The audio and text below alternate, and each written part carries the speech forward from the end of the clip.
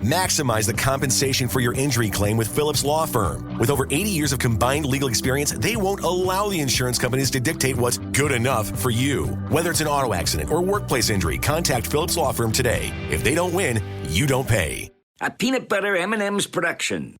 In a world where Super Bowl winners get the world's admiration and a fancy ring, but the runners-up get nothing, one retired cop returns... That's one retired quarterback. Read the script. Oh, sorry. One retired quarterback returns to claim what's his. That's claim a ring with diamonds made from M&M's peanut butter. But you're on a roll.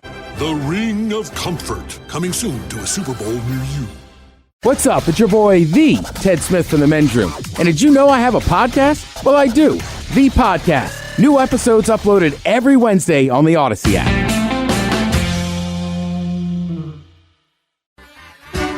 Unfortunately, what you're about to hear is real. The members of this radio program are simply not that bright, or what some people would call educated. They are merely stupid. They're not trying to offend anyone on purpose. And all have played doctors on TV. You have been warned and are cordially invited to join the party. This is the Men's Room. Forget it, man, and get with the countdown. Get with the countdown. Shake this square world and blast off for Kicksville. The trippers, the grasshoppers, the hip ones, all gathered in secrecy and flying high as a kite. This is the Men's Room with Miles and Thrill. You know what they say, shake your radio more than 3 times, and you're playing with it. You're listening to the Men's Room.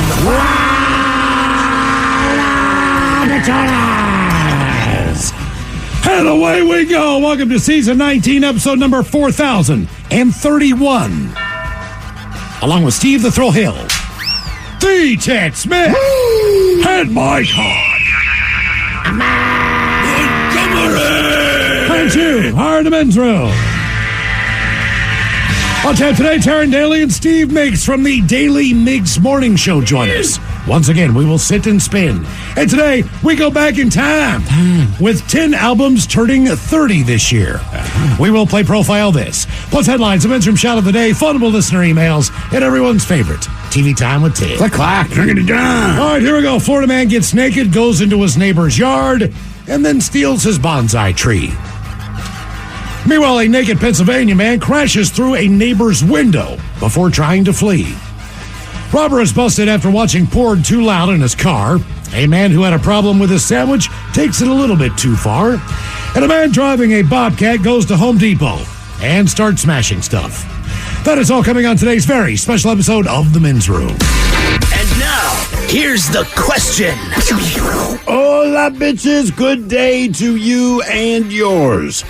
All right, everyone lives how they live, doing the things that make sense to them. And nowhere is that more evident than in their home, right? Some people insist that you take your shoes off. Some folks have those live, laugh, love signs hung up. Some people have fuzzy toilet seat covers. And, of course, some people have 15 indoor cats. But look, it's your life. Do what you got to do. But just understand that some things are red flags to other people. And thanks to our friends at BuzzFeed and Reddit, we have a list of 10 things that are immediate red flags if you see them in someone's home. But along those lines, we also have a list of weird habits in the kitchen that to us are also red flags. I'll give you a few examples. The fridge for the family of 3. There were 40 cans of whipped cream inside, but nothing else. There's a guy who keeps his chef's knives stabbed into the wall. He might have some aggression problems. There's a roommate who kept 6 peach yogurts in a drawer, not in a refrigerator, just a kitchen drawer, but would neither eat them nor move them. And then there's my personal favorite, the father who cleaned up dog's diarrhea with a kitchen spoon. And what's crazier is that he didn't understand why anyone had a problem with it, which then begs the question, which is worse? Using family silverware to clean up dog diarrhea or not comprehending why other people think that that's gross. I honestly don't know which one of those is worse, but that question leads to today's question, because we've all been there. Your spidey sense tingles a little bit. There's just something about this person you can't quite put a finger on, but something tells you there's something a little off here. And that's what today's question is. Personality, home, or other. What about someone else sent up a red flag? To be a part of the big show, call 206-803-ROCK. You can like the Men's Room on Facebook, follow us on Twitter and Instagram at Men's Room Live, and send your emails to the Men's Room at KISW.com. Imagine the relief of securing fair compensation for an accident you were in, where the insurance companies aren't dictating what's good enough, and your injuries and suffering are truly acknowledged. Whether it's an auto accident, a workplace injury, or slip and fall, Phillips Law Firm has dedicated over 2 decades to ensuring their clients receive the rightful compensation and attention they deserve. Call 1-800-JUSTICE today or visit justiceforyou.com. If they don't win, you don't pay. Phillips Law Firm. Justice for you. A peanut butter M&M's production. In a world where Super Bowl winners get the world's admiration and a fancy ring, but the runners-up get nothing, one retired cop returned... That's one retired quarterback. Read the script. Oh, sorry. One retired quarterback returns to claim what's his. That's claim a ring with diamonds made from M&M's peanut butter. But you're on a roll. The Ring of Comfort, coming soon to a Super Bowl near you. Without the ones like you, who work tirelessly to keep things running, everything would suddenly stop. Hospitals, factories, schools, and power plants, they all depend on you. No matter the weather, emergency, or time of day, you're the ones who get it done. At Grainger, we're here for you with professional-grade industrial supplies. Count on real-time product availability and fast delivery. Call, click Grainger.com, or just stop by. Grainger, for the ones who get it done. A new year is full of surprises, but one thing is always predictable. Postage costs go up. Stamps.com gives you crazy discounts of up to 89% off USPS and UPS services. So when postage goes up, your business will barely notice the change. Stamps.com is like your own personal post office, wherever you are. You can even take care of orders on the go with the mobile app. No lines, no traffic, no waiting. Schedule package pickups, automatically find the cheapest and fastest shipping options, and seamlessly connect with every major marketplace and shopping cart. There's even a supply store where you can stock up on mailing supplies, labels, even printers. Stamps.com has been indispensable for over 1 million businesses just like yours. All you need is a computer or phone and printer. Take a chunk out of your mailing and shipping costs this year with Stamps.com. Sign up with promo code PROGRAM for a special offer that includes a 4-week trial, plus free postage and a free digital scale. No long-term commitments or contracts. That's Stamps.com code PROGRAM. KISW. Hold the Charles, and away we go. Welcome to Season 19, Episode number 4031. What a large and in charge program we have for you today. Guaranteed future repeat. The Daily Miggs Morning Show. Steve Miggs, Taryn Daly joining us. We're going to sit and spin. Now, the last time we sat and we spun, we went back 40 years. 40 years, yeah. The albums that turned 40. There's some age on those. It's no real shock that those are 40 years old. I think today on the list you're going to go, man, that's already 30. Yeah. I realize it's 10 years left. I get all that. But what I mean is... But I think it feels different. It does really feel different as far as 30. Like, that's 30 years old? Because even the stuff that came out 30 years ago somehow sounds like the same stuff you'd put out today. Where 40 years ago, I feel like there was a definite difference. Well, also, I went and bought a lot of this stuff. I played a lot of this stuff on the radio. Sure, I bought most of whatever it is we're going to hear. So, I'm sure. I was 20, wasn't it? I was able to make my own financial decisions, and these were some of the albums that I went and bought. 25. Doing drugs, you're drinking, you go to the bar. I'm sure I bought whatever, 7 of the 10 that we're going to hear. At least. I would think. So 10 albums turning 30 coming up. We will sit and spin with the Daily Miggs Morning Show. What else do we have for you today? Oh, lucky you. You get more Men's Room every Monday through Friday with a Men's Room Happy Hour exclusively on Odyssey and the Odyssey app. If you don't have the Odyssey app, download it now. It's absolutely free. Then search for the Men's Room. You'll find all things on one page, including all of our different podcasts, the Megacast, the podcast, Greatest Story Never Told podcast. We have a Men's Room music channel on there, Men's Room Happy Hour channel, which runs 24 hours and nothing but Men's Room. If you want to just check on that channel and listen as you're driving in your car or download one of the daily podcasts you happen to miss, it is all in one place, and that is at the Odyssey app. Now, today, we're going to go over some picks from the NFL playoff weekend, some props from the 3-day weekend. As far as the picks go, people in this room did really well. There's no way I did. I don't think I got one right. Really good picks and with some really horrible picks. So, depending, we're all just trying to catch Ted. We have a couple weeks left, and we're going to try to see if anyone in this room can beat Ted, as he's got a pretty wide margin, but it's not something that we can't catch if someone gets on a hot streak. After this week, I'm probably closer. Yeah, well, you're still in the lead. So that's the good news. Ted, I'm honest to God. I don't remember exactly who I picked, but I'm pretty sure that I did not pick any one of these games this week incorrectly. Mm-hmm. Yeah, I think I only got one right. Yeah, that's better than me. Yes. And today on the question, we're going to talk about red flags. There's all kinds of red flags, whether you know someone very well, you don't know them well at all. You go over to their home maybe for the first time, you're on a date with someone, whatever the deal is. Something is going to just kind of sit with you that just seems a little off. Now, we all have different idiosyncrasies as far as things that bother us or things that do not bother us. And based on those things, you could get a gauge of maybe a possible red flag. For an example, Ted, I know you're not the biggest fan of feet.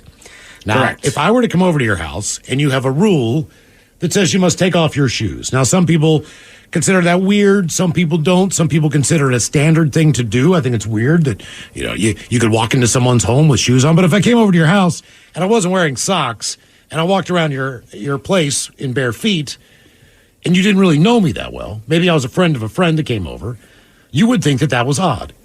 Yeah, I mean, if you had on sandals, I get it. But if you came into my house and took off your shoes and socks. And socks, right? And Like, socks. what the hell? It's like people on a plane. I prefer if you don't take your shoes off on the plane. But I understand some people are going to do it. But then when they pull off their socks. That's a bit much. Okay, now you've made it weird. Yes. Now you've made it weird. So depending on what you think is weird, the actions of others might send up a red flag. Others would be something that all people universally would go, that is weird. Sure. And we have a list of some of the things from a Reddit discussion group of people who went over to people's homes, and just within their homes, they found things that they thought were peculiar, so to speak. I would say the weirdest thing, and look, I've known a lot of weird people, and there has been some strange artwork and stuff like that, but I go, okay, if that's the artwork they have up, that's something they're into. It might be weird, but not quite a red flag. But there was a chick we used to hang out with. Her name was Lily. And she was very cool. She was down. She'd roll over to our place where all the roommates were. We would throw down. We'd drink and all this. And one day, we all went over to her place. No big deal. Same kind of setup, same food, same booze. She's still a cool chick, but none of us can take our eyes off of this jar sitting on the mantle above her fireplace. We just don't understand what's in it. We can't make sense of it. There's a jar with liquid, and then there's something in the liquid. So we're like, maybe it's like an old frog or something. We're all up close. We just don't understand it. And finally, we just have to ask. And we're like, Lily, what is that? She's like, oh, she points down at her cat. This cat is alive, by the way. And she goes, that's whatever the cat's name. Say the cat's name is Ted. All right. Oh, that's Ted's uterus. And it's kind of a weird silence. Look back at it. I don't know about you. Never seen a cat's uterus. Certainly not outside of its body. I'm pretty sure not even when it's intact. But we're like, why did you keep it? She's like, well, she got the surgery, but I just wanted to keep the uterus. So they put it in a jar for me, and now I have it out. And just after that, nothing about her changed. She was still kind of a cool chick, but there was always this. She now had an asterisk next to her name. Okay. You know what I mean? We just that couldn't. is very strange. You said your cat's uterus in it. It's cat's, but like I said, just sitting out with everything. It's not like she was trying to hide it. It's not that she forgot to put it somewhere. And again, I'm all about you doing you. But like I said, Lily's cool, but there is an asterisk. And the thing that happens is, when you throw these parties when you're in your 20s and it's all the roommates get together, and, hey, man, who's all coming? And, oh, man, Miles is coming, Mike's coming, Ted's coming, that chick Lily. By the way, and this is the thing, it's like last night were the Emmys, and once you win an Emmy, every time you're introduced, you're always Emmy award-winning so-and-so. Well, now she became Lily, who has a cat's uterus in a jar. And we weren't trying to spread bad things, but that's who she became. Here was one that freaked me out. One of my best friends growing up, he started dating a woman, a girl, his freshman year of college. She moved, she was from Ohio, so her whole family was from Ohio. They dated for about a year, 9 months, whatever the deal was. The summer break comes around, and my buddy, he falls in love with this other girl. That he had met through his job or whatever the deal was. Yeah. I'm not exactly sure, but so he starts dating her. The next year comes around, and I see his old girlfriend in a bar, and I'm like, "Hey, man, she played volleyball. How are you, man?" She's like, "I'm all right." I came back and I found out that my friend basically just dumped her, ghosted her, and was seeing someone else. He had never told her this over the summer. Okay. That he met someone else, and then when she came back, she just thought that they were still in a relationship. They still talked on the phone and everything else. She had no idea anything was wrong. So the night I saw her, She was pretty upset about this thing, but more than anything, she was just pissed. Sure, which is good for you. She wasn't even hurt. She was pissed, and she was drunk, and we were at a bar, and so we're talking, and then one thing leads to another, and she had just moved into this apartment because she had just come back from the summer break. Unlike the freshman year where you're in a dorm when you go to school Right. she has her own apartment now. So, hey, I want to show you my new apartment. She's got another roommate, blah, blah, blah, blah, blah, blah, blah, blah. So I go over to her place. We do the normal things where we either do shots of something terrible that she has, drink a couple of beers. Bottle of vodka. Right. Try to see how this is going to go. Smoke some weed, smoke some cigarettes and all that. And by the way, I got to tell you something. This woman was jacked. She's a volleyball player. You've never seen biceps like this. Her shoulders, her shoulder blades, how far they came out. It looked like she was wearing shoulder pads. Her thighs could pop a watermelon. She was just built like. And you couldn't wait to get off in there. And I'm like, oh man. And then it started to get to the point where I'm like, this might just go down. So we go into her bedroom. I need to tell you, she is very close to her family. Incredibly close. She had 2 other sisters. Okay. I guess they were all a very tight-knit family. How close were you with the dude? Close, but he told me basically at the point, it wasn't really a relationship that he was digging, or I don't know what the deal. I think he just fell in love with somebody else, right?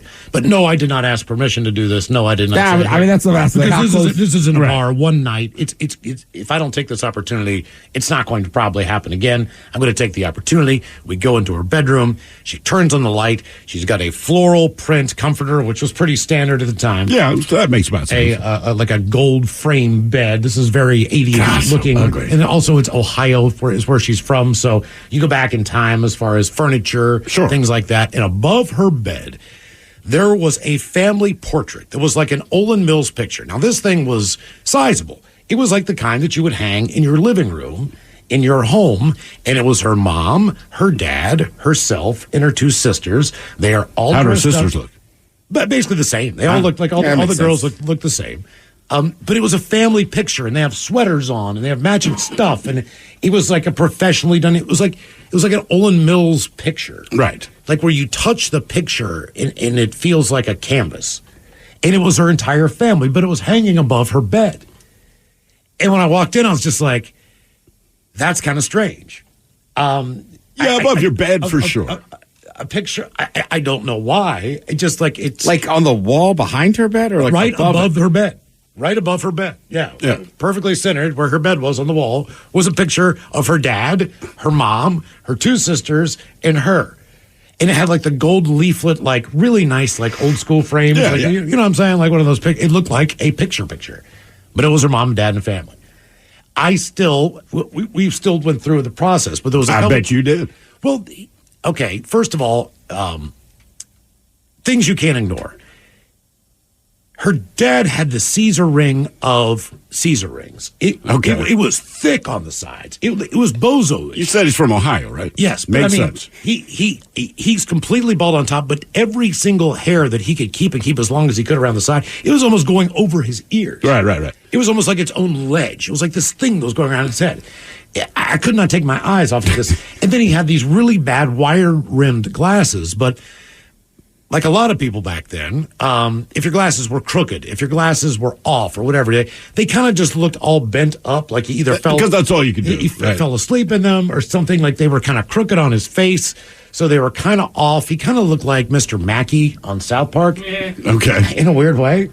This is before South Park. I'm just trying to tell you what, like a picture of what this guy possibly... Could you see any family resemblance between her and her dad? He had a clip-on tie. Like, I'm looking at all of these different things that are just... unique. The Caesar ring was much more popular back then, though. It was. Because people wouldn't just go bald. And you let it grow out. Now you just shave your head, right? But back in the day, for whatever reason, nobody wanted to be bald in spite of the fact that everyone around you like, you're bald, man. Just get rid of the Caesar ring. But we ended up having a very fun night. I'm sure you did. But as soon as I got up in the morning there, the first thing I did when I got up, because she got up before me, is I stood up and I turned around and I started just staring in the picture. And she walked in and she sees me staring at the picture and she's like, yeah, well, I'm going to go back home and see my dad. This is my sister. This is her name. This is her name. She's doing this. She's doing this. And I'm like, I was wondering about, that. How old were you in this picture? And I was like 2 years old.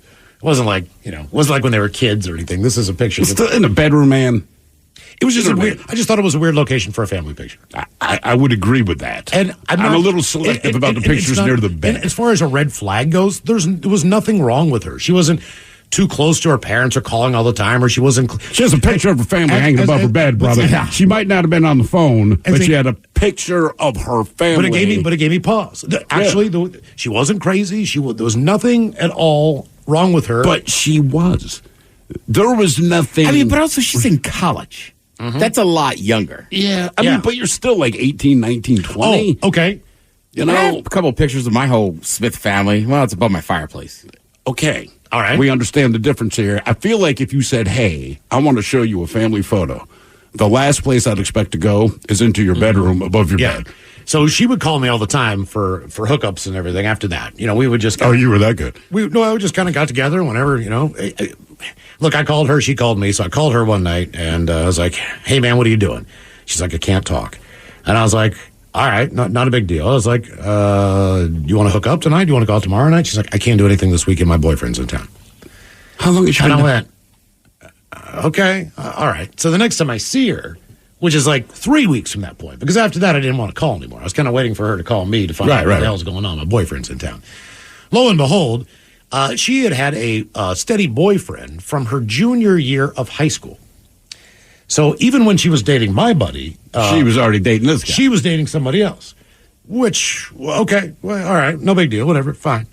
But turns out this guy was an offensive tackle at the Naval Academy. He played football on a scholarship. All right. But he wasn't the biggest guy in the world, but basically, I guess he was in Special Forces training or something. Either way, he's going to beat your ass. This guy was supposed to be, when he was done, he wasn't big enough to be in the NFL, but he was 6'2", 6'3", and he was not real big, but he was cut up and he was ripped. So he wasn't like the big fat tackle you think of. This guy was kind of more. It's the Naval Academy because they run like options and they run where the guys get down the field. So eventually I was like, hey man, let me look at a picture of this guy. So she showed me a picture of this guy, and that absolutely freaked me out. I was like, if this guy ever finds out that I was with his girlfriend, he's going to kill me. Yeah, of course he is. He's absolutely going to kill me. So that was a red flag. I did not realize that she had a boyfriend. That's a big one. But no pictures of her, of him in her room. Just her family, in her apartment. Nothing like that. A guy that she's been dating since she was like 17 years old. Right. No clue that she was dating somebody. But that was, I don't know. The picture above the frickin' bed just freaked me the hell out.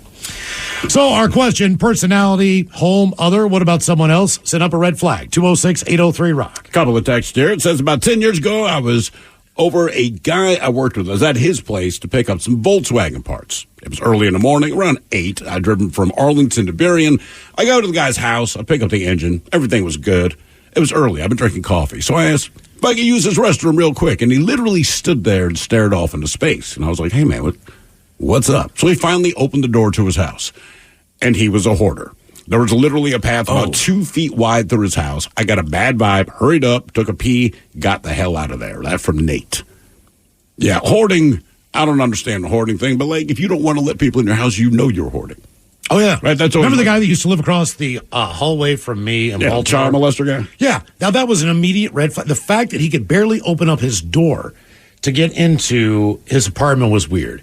Other weird things. Everything about him was a red flag. During Halloween, instead of sitting out candy or answering the door at all, he put a big box of toys and then a big bowl of candy outside of his door. Now, keep in mind, I have mice in my apartment. There are huge rats in Baltimore. Right. There are raccoons in the neighborhood. There are squirrels everywhere.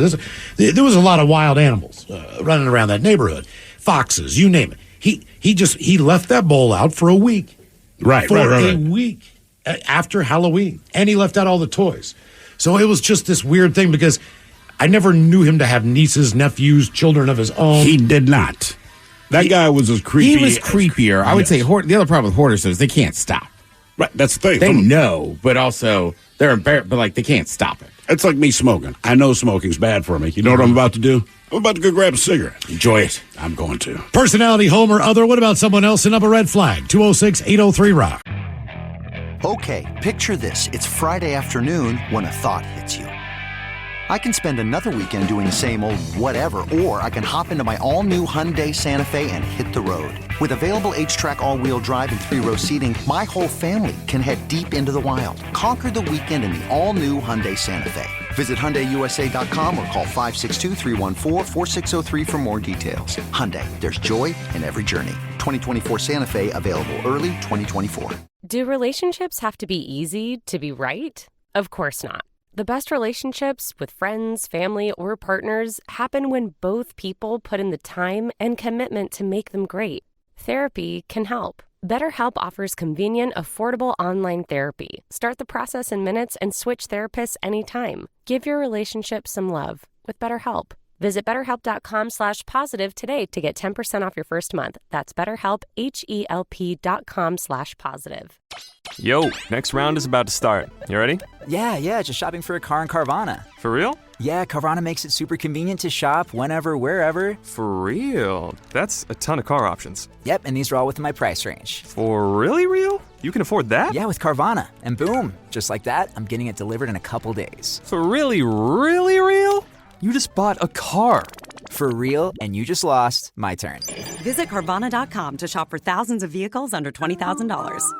These days, having versatile clothing you can wear anywhere is a must. That's why American Giant makes all sorts of versatile any-weather staples, hoodies, jackets, and more. Whether you're buying a gift or stocking your closet, you'll find just what you need.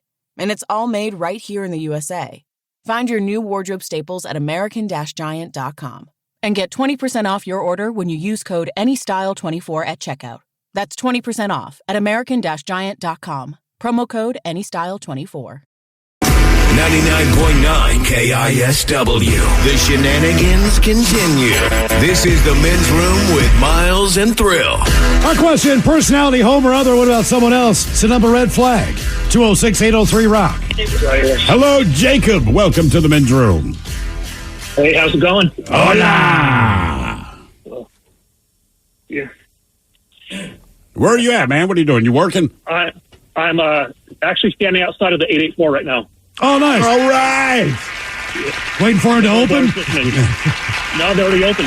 Okay. What time do they open? Noon. 4 o'clock. All right. What time do they close? Whenever they're done serving drinks. Okay. So it's kind of fluid. I think that's the right way to do it. Right. So what was the red flag? The red flag is about me and some of my buddies.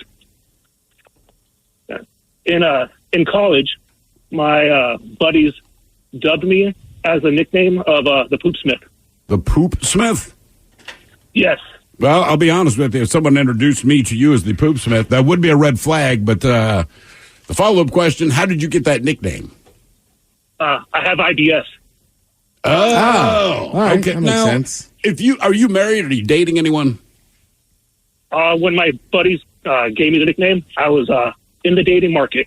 In the dating market. So what about now? So I guess my question is this. When you get into a relationship or whatever the case might be, how long do you wait to explain to someone that you have IBS? Usually after the third date. After the third date. Okay. So you're kind of feeling them out to see what you think. Have you gotten any negative reactions from anyone? Has anyone said, I am not dating you if you have IBS? Not because of IBS, but because of my nickname. I've been ghosted a couple times. Oh, no. So you got ghosted because of Poop Smith, but not because of the IBS? Correct. Damn, man. Right. What's the hardest part about that? The fact that you could have a date planned, but you have to cancel the last minute because you shouldn't be leaving the house?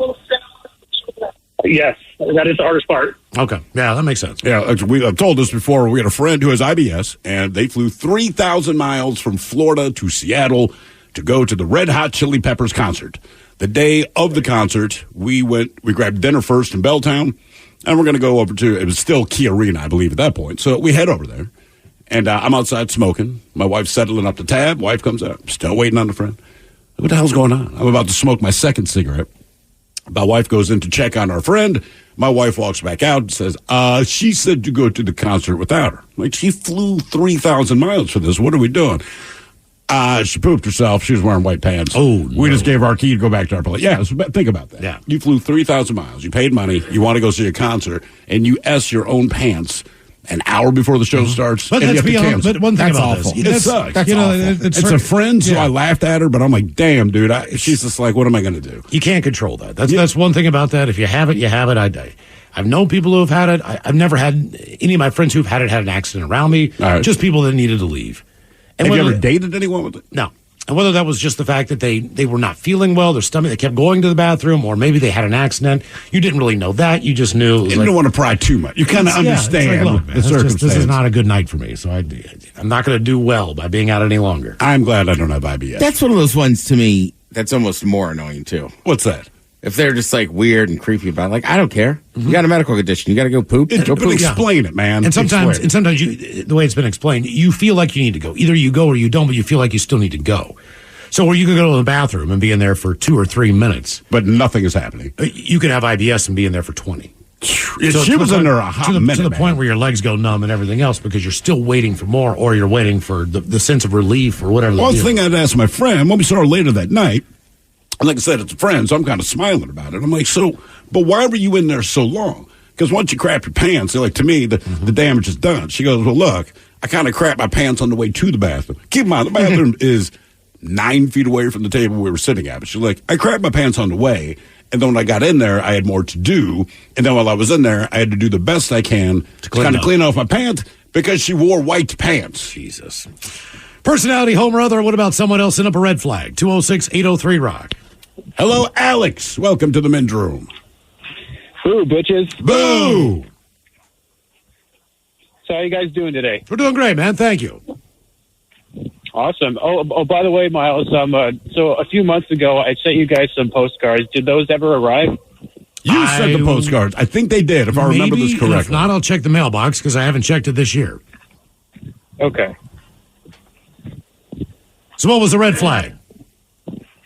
So about like 5 or 6 years ago, I met this guy at a furry convention, and we hit it off pretty well. He had a boyfriend at the time, and later that month he invited me to his house, and I pretty soon realized that I forgot my phone, so I asked him if I can borrow his phone to look up the menu at a restaurant nearby because we were going there. And he was like, "Why would I do that?" I was like, "Well, I want to know what I'm going to order." Hey, what are you doing that there's so much wind blowing through your face? Are you skydiving while you call us? No, I am. I'm currently doing some wildlife photography. Ah, okay. So I have questions about that when we're done with this. Please continue. So anyways, he started getting pretty belligerent, and I've never seen this from him before. And he was telling me to F off, go F myself, and he kicked me out of the house. So because you wanted to check out a menu at a restaurant you're going to? Yeah. Oh, get the hell out of there. Wait, he lost his mind again just because you asked to borrow his phone, correct? Pretty much, yeah. Yeah, I'd leave. That would be the end of it. That is weird. That is weird. I mean, look, you're not going through his phone. There's a difference between going through someone's phone and using it. And I understand if it's a stranger, because I've had people, man, can I borrow your phone? Like, But if I've invited you to my house, you're not a stranger. Yes, so I would let you borrow my phone. We've already crossed that bridge. So that's.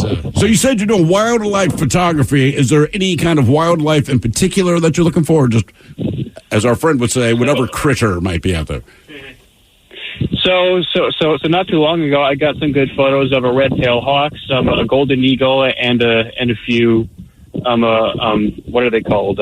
Great blue herons. And right now, I'm trying to look for the local deer around here.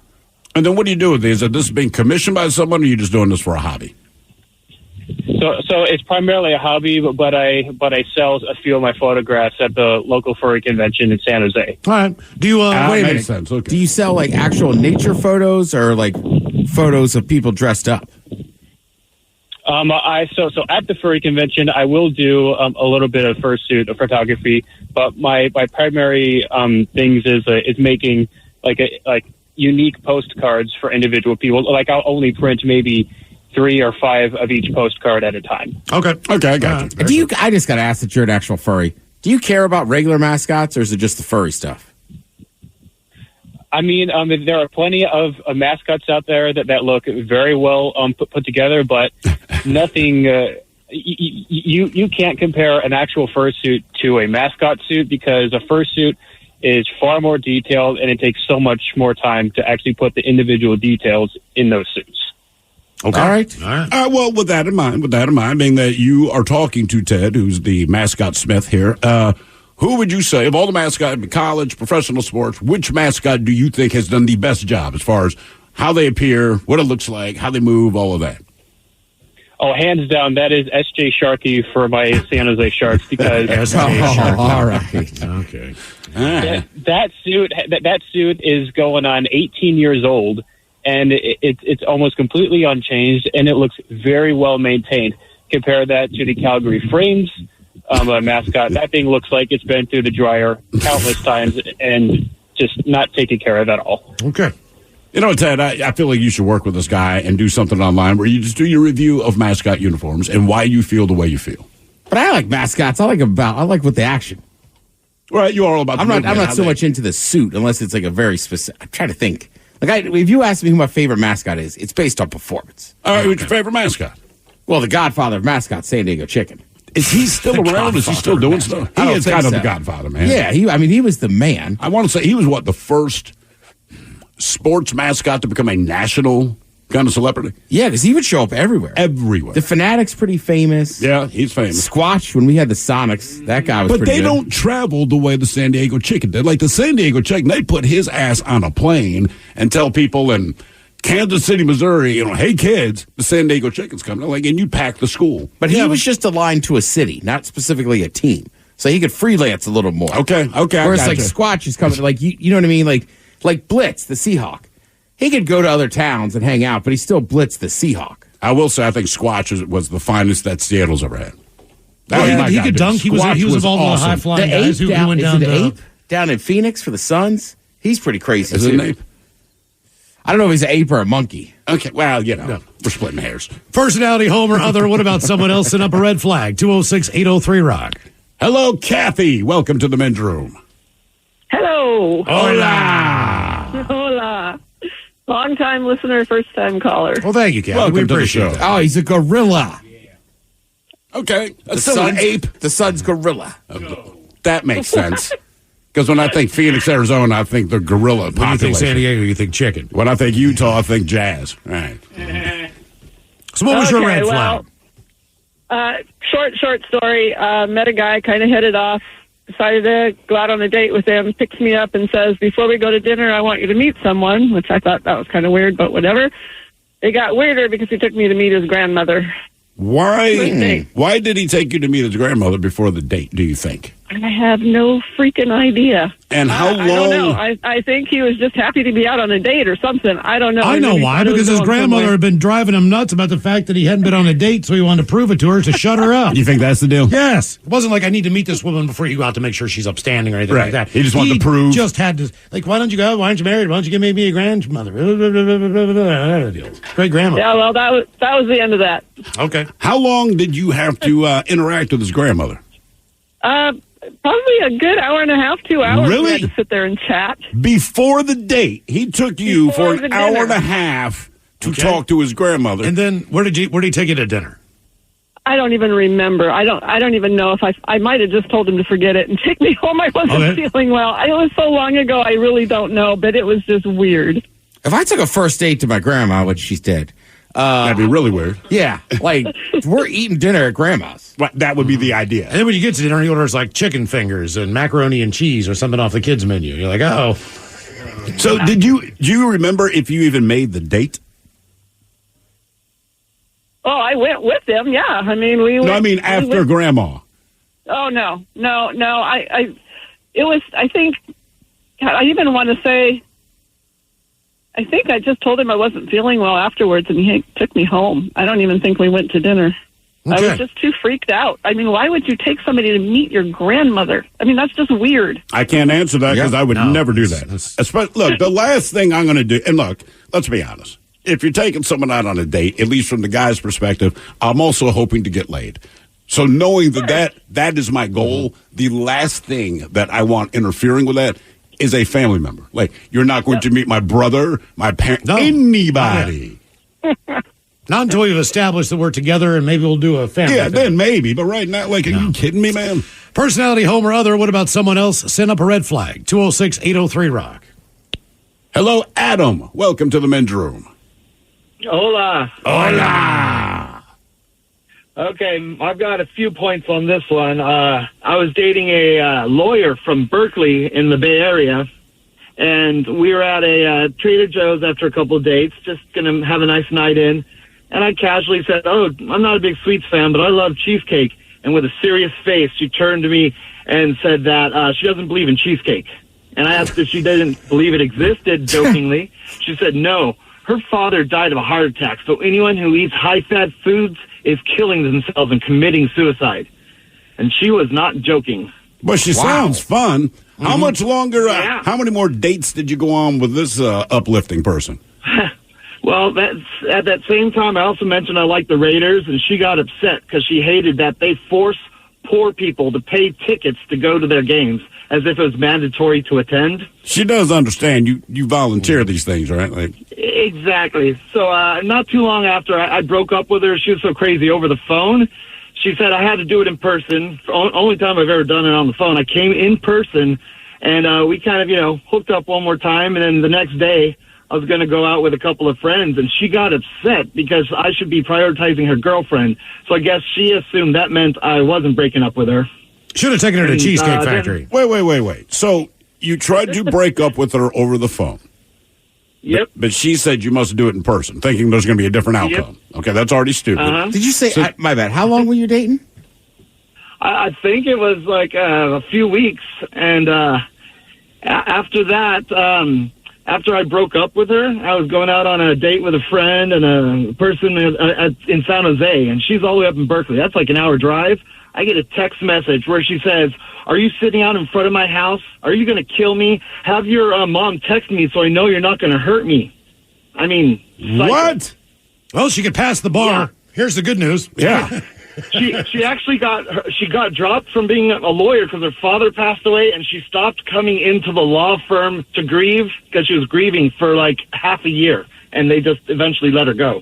Yeah, it sounds that way. Well, she obviously has some issues. You think? Yeah, a lot of red flags. I mean, I've dated a lot of crazy women, but I've never been accused of sitting in front of someone's house to try and kill them. Yeah, that's a new one. But all right, let me ask you this, though. So you get this text. Do you respond back? What do you do?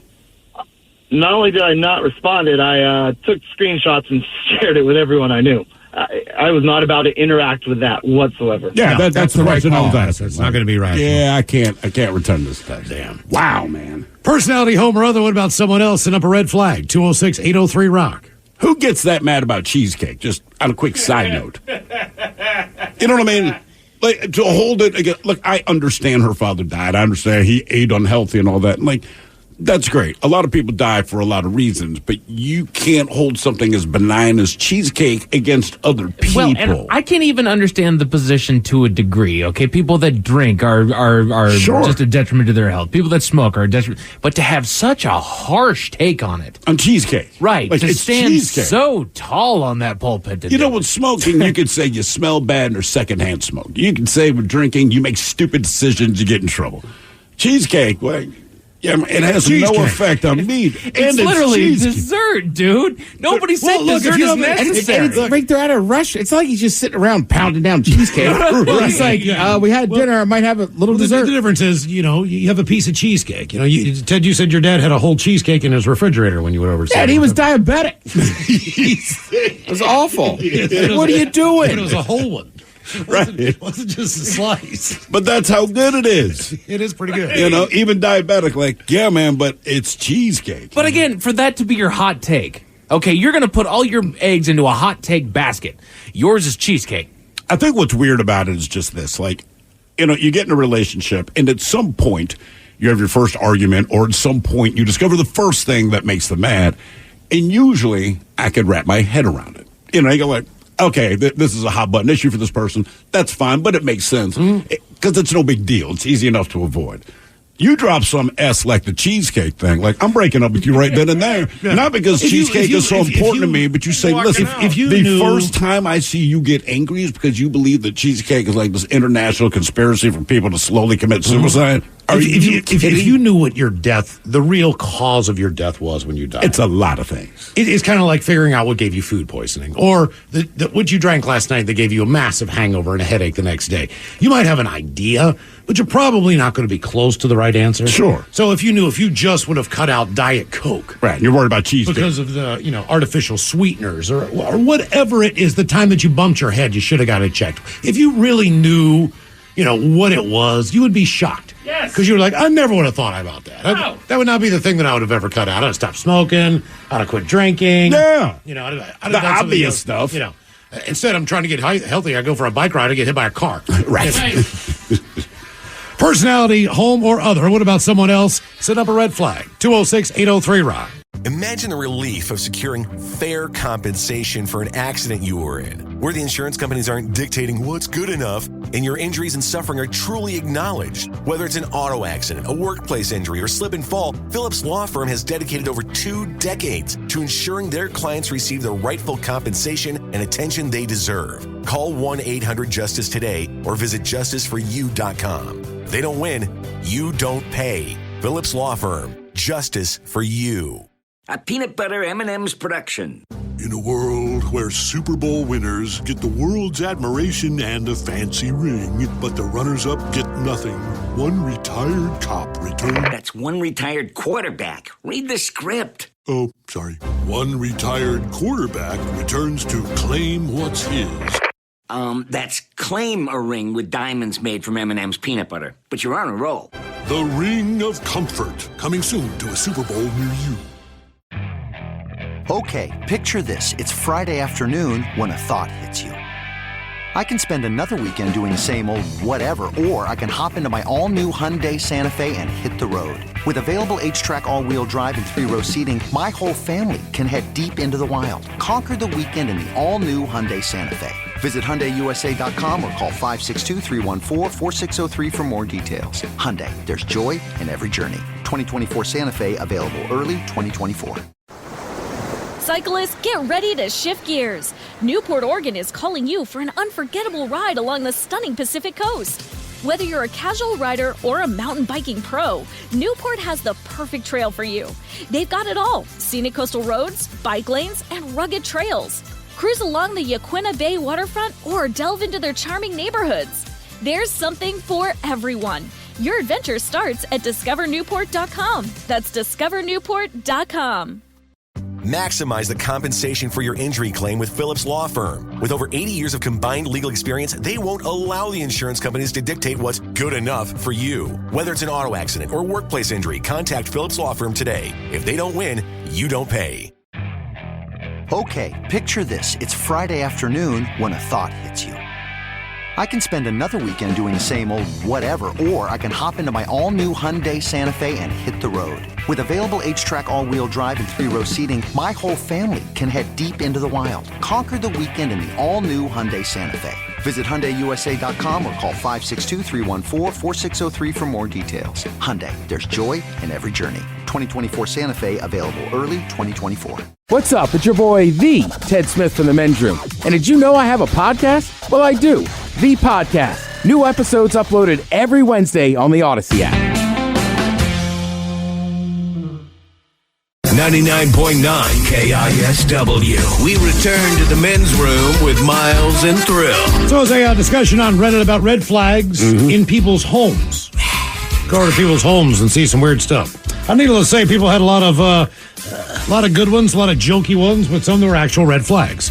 Here are a few. Pets that are not cared for properly. Well, yeah. Like a litter box that wasn't emptied in the last month. And poop hanging around and everything else. No hand soap in the bathroom. You got to have something in there, man. Also, a nice hand towel to dry your hands, and not the owner's bath towel, which is still wet from them taking a shower before you came over. How many different bath towels do you have up? Not bath towels, hand towels. Do you put in your bathroom 2. if you know you have people coming over? I have 2 in each bathroom at all times. I try to do 3, only because I realize, even when I go to my own bathroom, if other people are there, I wash my hands, and I realize the hand towel is all wet and damp from them. Like, Yep. eh, I mean, I guess you're right. I usually just put out a new one if people are coming over. Yeah. Clean one. Trash, not a new one. Trash piled beyond the trash can, which Yes. is taking over the cooking, eating services or on the floor Come around on. the can. Here's another one. The outside garbage bins in the living room or a trash can in the living room. What? Unless it's full of punch, I don't even understand why you would do that. Why you would need a that's trash the only can? time I see the trash can indoors. It has a lining, and then there's some kind of jungle juice in it. There are things that are assumed to be in certain places. Trash can in the bathroom, yes. Now, if I kitchen, if I go into your living room, and there is you got some kind of picture up or something, and it's got some kind of weird, witty or funny saying that is a joke or something like that. That does not belong in the living room. That belongs above the toilet. Yes. I agree. Put your humor around the bathroom. Humor goes above the toilet. That's understood. Am I correct? Oh yeah, we've got a sign over ours that says, "If your duties be cray, please use the spray." There you go. That's where that belongs. Is that what it actually says? That is literally what it says. If your duties be cray. And I know there's not a lot of this out here, but on the East Coast, there's a lot more people who have pools. So one of the more popular ones growing up was, "Don't pee in our pool. We don't swim in your toilet." My cousins had one. It said an above ground pool. We thought it was the funniest sign ever. Exactly. Let's see here. Someone that has no time to clean before you visit when the place has obviously not been cleaned in like a year. So you walk in and they go, "Oh, sorry, man, I didn't have time to straighten up." You're like, "There's no way." I told you 2 weeks ago I was going. Yeah. Let's see here. I mean, if you just show up, I completely understand. Someone knocks on your door you didn't expect it. You're like, all right. But even then, there's like, if you come to my home unexpectedly, it's never dirty. It might be messy, but it's obvious what has happened. The kids were playing something here or whatever the case, but that's about it. Anyone who has old uncovered food lying around, willing to leave old uneaten food uncovered in their home, screams unsanitary, they say. I do remember a lot of empty pizza boxes, but there would never be a chance that one or two pieces would be left in that box. Oh, no, I understand the pizza box. Where I lived. I mean, I've walked in on the aftermath of a drunken night before, but that's about as far back as it's And you're we right. have not gotten around to cleaning up yet. Right. If the pizza box sometimes ends up sitting there just where you take it out, but there's no food in it. Right. Correct. Another says a red flag about someone's house. Dated a guy that laughed at me for buying a bookshelf because who in the F reads books? People who don't have books in their home. Also is another red flag. Side note, girls like it when you read books, fellas. Yes. Expensive PC and everything in their home is broken or run down. They might have a nice center for their computer. They might have a nice gaming chair. They might have an incredible computer, but everything else in the home is just dilapidated, run sure. down. Not having pillowcases on the bed. Those sheets and blankets are filthy then, more than likely. Another one said, when it's extremely messy, I can understand a moderate amount of disorganization, but when I have to jump over piles of dirty clothes and trash, that's when I know I need to leave. Fair. Here's another red flag. Nothing on the walls. No pictures, nothing. Depending how long you've been there, sure. I did it in my last place. Like I have art, I have like photos up now and a couple pieces of art, but I don't know. I just never did it in my last place. You never did it, but you were also happy to put that stuff up. I remember that. Yeah. You're like, it feels good. Yeah. Another says red flag in someone's home, dirty toilets. I get that someone's house can't always be immaculate, but if I see grime in the toilet, gross, or urine, especially if you're inviting me over and still didn't clean your toilet. My son played sports with a boy who I would give rides home a lot. One time I couldn't wait to go to the bathroom, asked to use their restroom. It was so bad I didn't go and just waited until I drove across town to get home. I will say, full disclosure, generally, if I'm washing, scrubbing my toilet, it's because I'll put it this way. If just any of you guys came over, I ain't sweating it. But if your wife or girlfriend, I was like, Mike started to say, I've said it to his wife 10 times, I cleaned it today as you were coming over. Yeah. I'm pretty good about keeping on top of it, but it's just, you know what it is, man? Honest to God, it's just having the kids, because I realized before we had kids, the toilets did not get as dirty as quickly. No. Yeah. But even if the water's just 2 days. stagnant, like I got a toilet that doesn't get used very often into my So kids' you get room. that dust ring? It's like a pink ring that goes around the bottom. But now that I got those little bleach Clorox things that you put in the back, those things are a lifesaver for inside the bowl, but you still need to keep the rest sanitary. You guys ever go to that house that had the algae in the toilet bowl? Algae? Black mold? Wow, dude. Oh, yeah. No. Yeah. Here's another. When invited over for a dinner at their home, I do not want to see your cat roaming the kitchen counter. No. Yeah. Mm-hmm. Let's see. What else? One more. Never any clean towels. One time my ex knew I was staying over and he had absolutely no towels. Gave me a t-shirt to dry off with. Cool. And lastly, a giant live, laugh, love sticker on a blank white wall. There's something about that. By the way, some people check in with the text. What did you say about the pool? Don't pee in our pool. We don't swim in your toilet. Someone here says, we had a sign next to our pool growing up that said, welcome to our ooh. Notice, there's no pee in it. Let's keep it that way. Mm-hmm. That's pretty good. I like that one. Yeah, more. Windows without curtains. No books or bookshelves or empty bookshelves. Completely bare walls. Sexist posters, even if they are ironic. I'm trying to think, what would be the sexist poster? Well, like if I go to your house... I hate bitches. No, I mean, you have like the old school, just even the Farrah Fawcett poster up in your living room. Yeah, well, that's in my living room? Or you have a shirtless picture of, I don't know, whoever. Tom Selleck. I don't know. I mean, just there's a place to put it. Yeah, exactly. Using their bed as a hamper. Here's another one. Yeah, yep. Dirty dishes. Trash that hasn't been taken out in days. A funky smell that you cannot identify. A funky smells are never good. Mm-hmm. Yeah. Random stains on random things. No lampshades. The couch is their coat rack. Moldy smells. No soap to be found, like anywhere. The towels stink.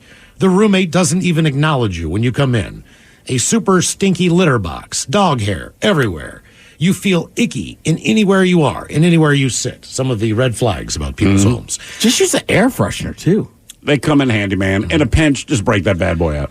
Personality, home, or other. What about someone else? Send up a red flag. 206-803. Yeah, I have one of the plugins just by like the outlet closest to my front door. So as soon as you come in, it always smells nice and fresh. Yeah, we got one down in the basement because basements kind of smell like basements. Yeah. I don't think it's that bad, but that thing's been plugged in for so long. And my wife changes them out, I don't know, once a month. However often you have to do it, but I can tell when she does because I'll go into the basement and I'm like, damn, it smells good down there. Yeah, it's lovely. It really is, man.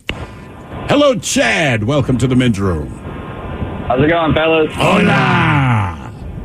So, this is probably the end of this last summer. I was seeing this girl, and we went out on a date, and had a nice time, and ended up back at her place at the end of the night. So things were going well, and when we get there, she tells me her dad is staying with her. He's having a tough time, whatever. So kind of quickly say hello to him and get rushed into her bedroom, and, things go as well as they can go. I get out of there. I end up seeing her again a couple weeks later, and no one's home except her. So she invites me over. I bring some beers. We're going to watch a movie, right? As I get inside, she tells me, I've not seen the living room or the kitchen of this place yet. It was dark when we came in the first time. She tells me, hey, take your shoes off. By the way, my rabbit is inside of here, and he has been free roaming, and he just kind of goes to the bathroom wherever he'd like. What? All right. Yeah. And she just said, very nonchalant statement. And I said, okay. So I just assumed, maybe there's a turd somewhere.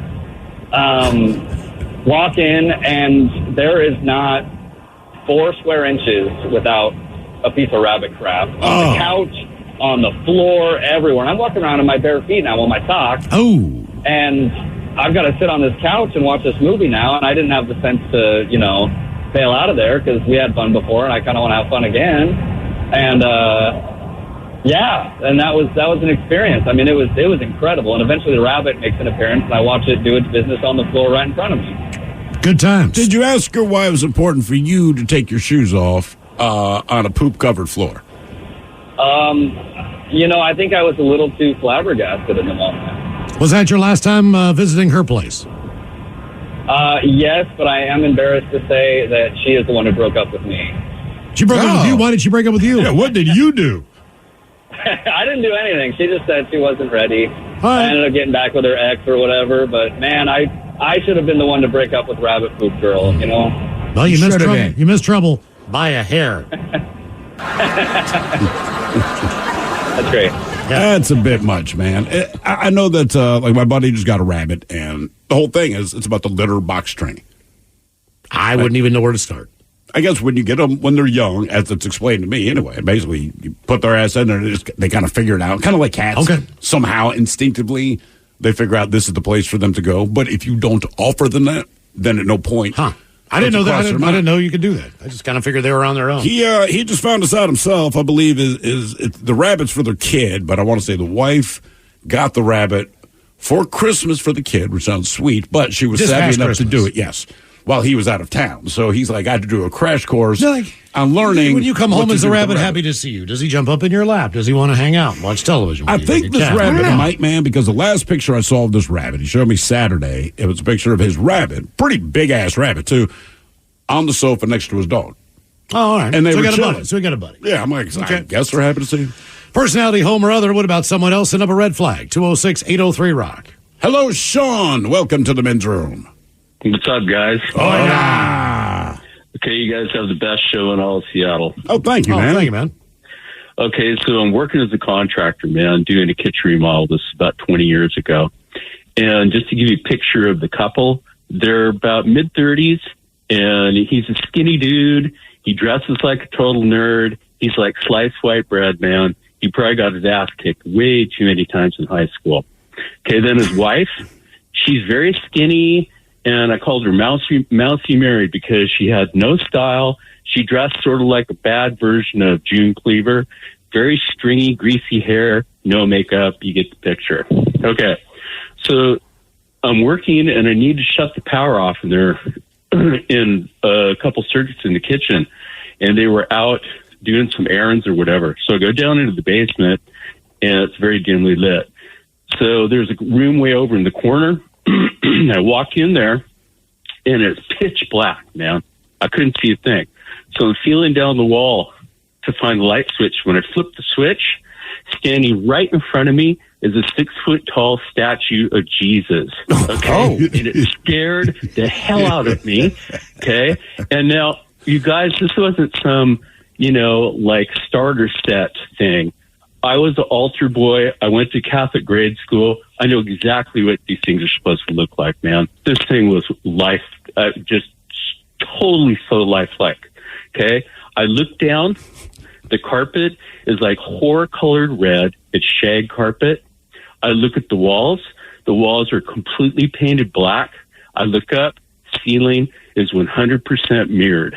I turn around, and over in the other corner, by this massive bed, I've never seen anything this size, is the same sort of statue, but it's Mary. Right next to the bed, like looking down over the bed, the Blessed Virgin Mary. And here's what tripped me out, man. Hung around her neck was, and I'm no prude, man, but you guys, I wasn't even sure what half this gear was. Whips, chains, bondage, you name it, strung around her neck, next to the bed. And it tripped me out so bad, I just looked at it and I thought, I don't care if this is sacrilegious, man. It's just sick and wrong. Okay? So, just totally sick and wrong. So I get down on my hands and knees, and I start taking my hand to, like, erase my footprints because I don't want them to know I was in there. Okay?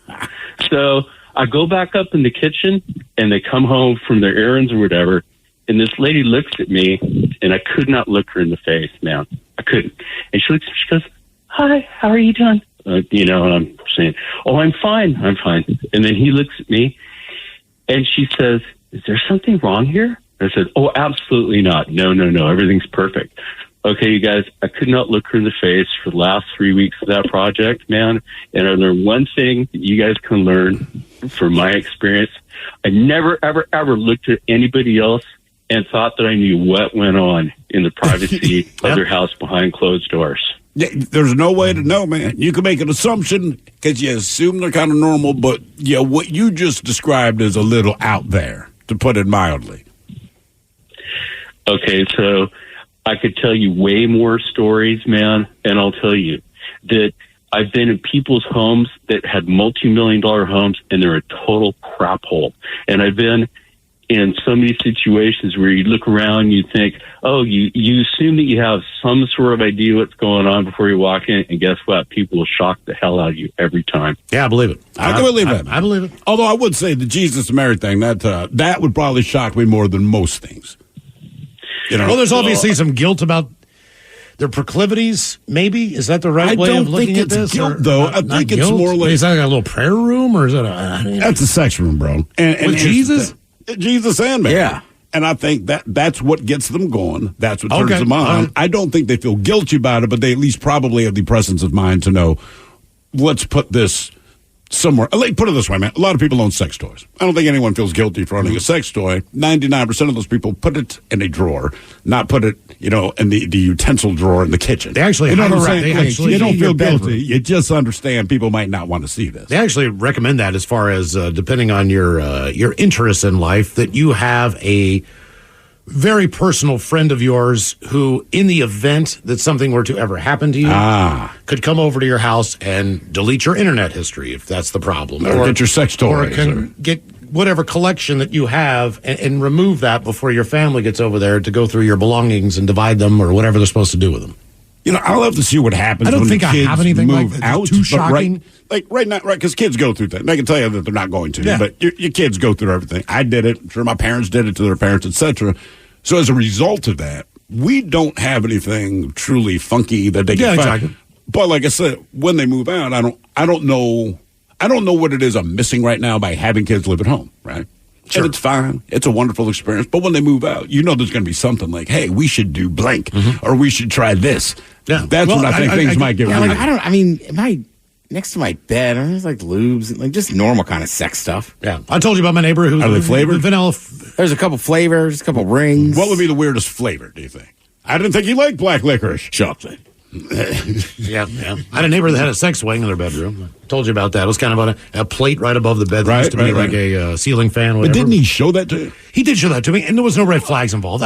But back to what the caller was saying about you don't know what goes on in someone else's home. You would not have guessed. I knew that they had children with them at the time who were, everywhere from teenagers to elementary school kids. It wasn't the kids that moved out. It wasn't a red flag to me because I knew the guy very well, and I knew his wife, and she was sweet. I was just like, all right.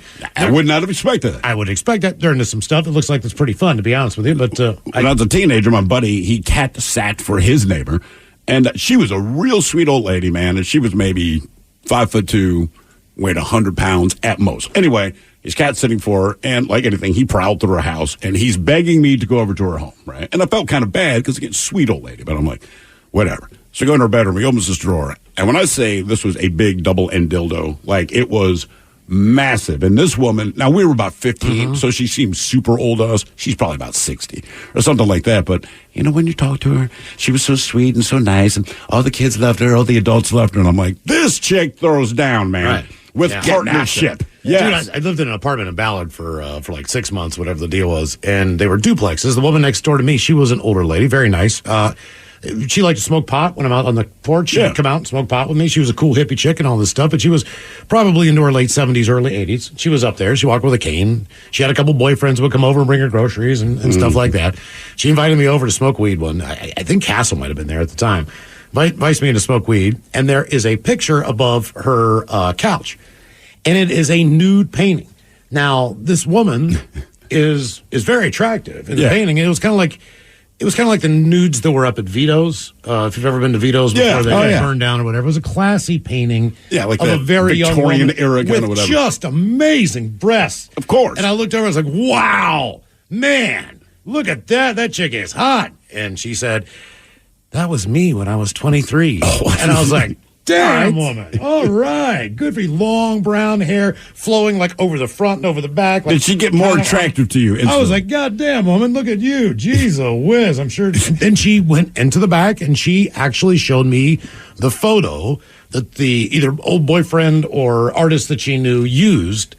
And it was. How was that photo? It was one of those square old Kodak school pictures that was dated. So the date was on there, like 1968, 1969, in the white border. Yeah. And there's a picture of her sitting in a chair with her boobs hanging out. And he did a really good job of taking the picture and making it the painting. How was the sex?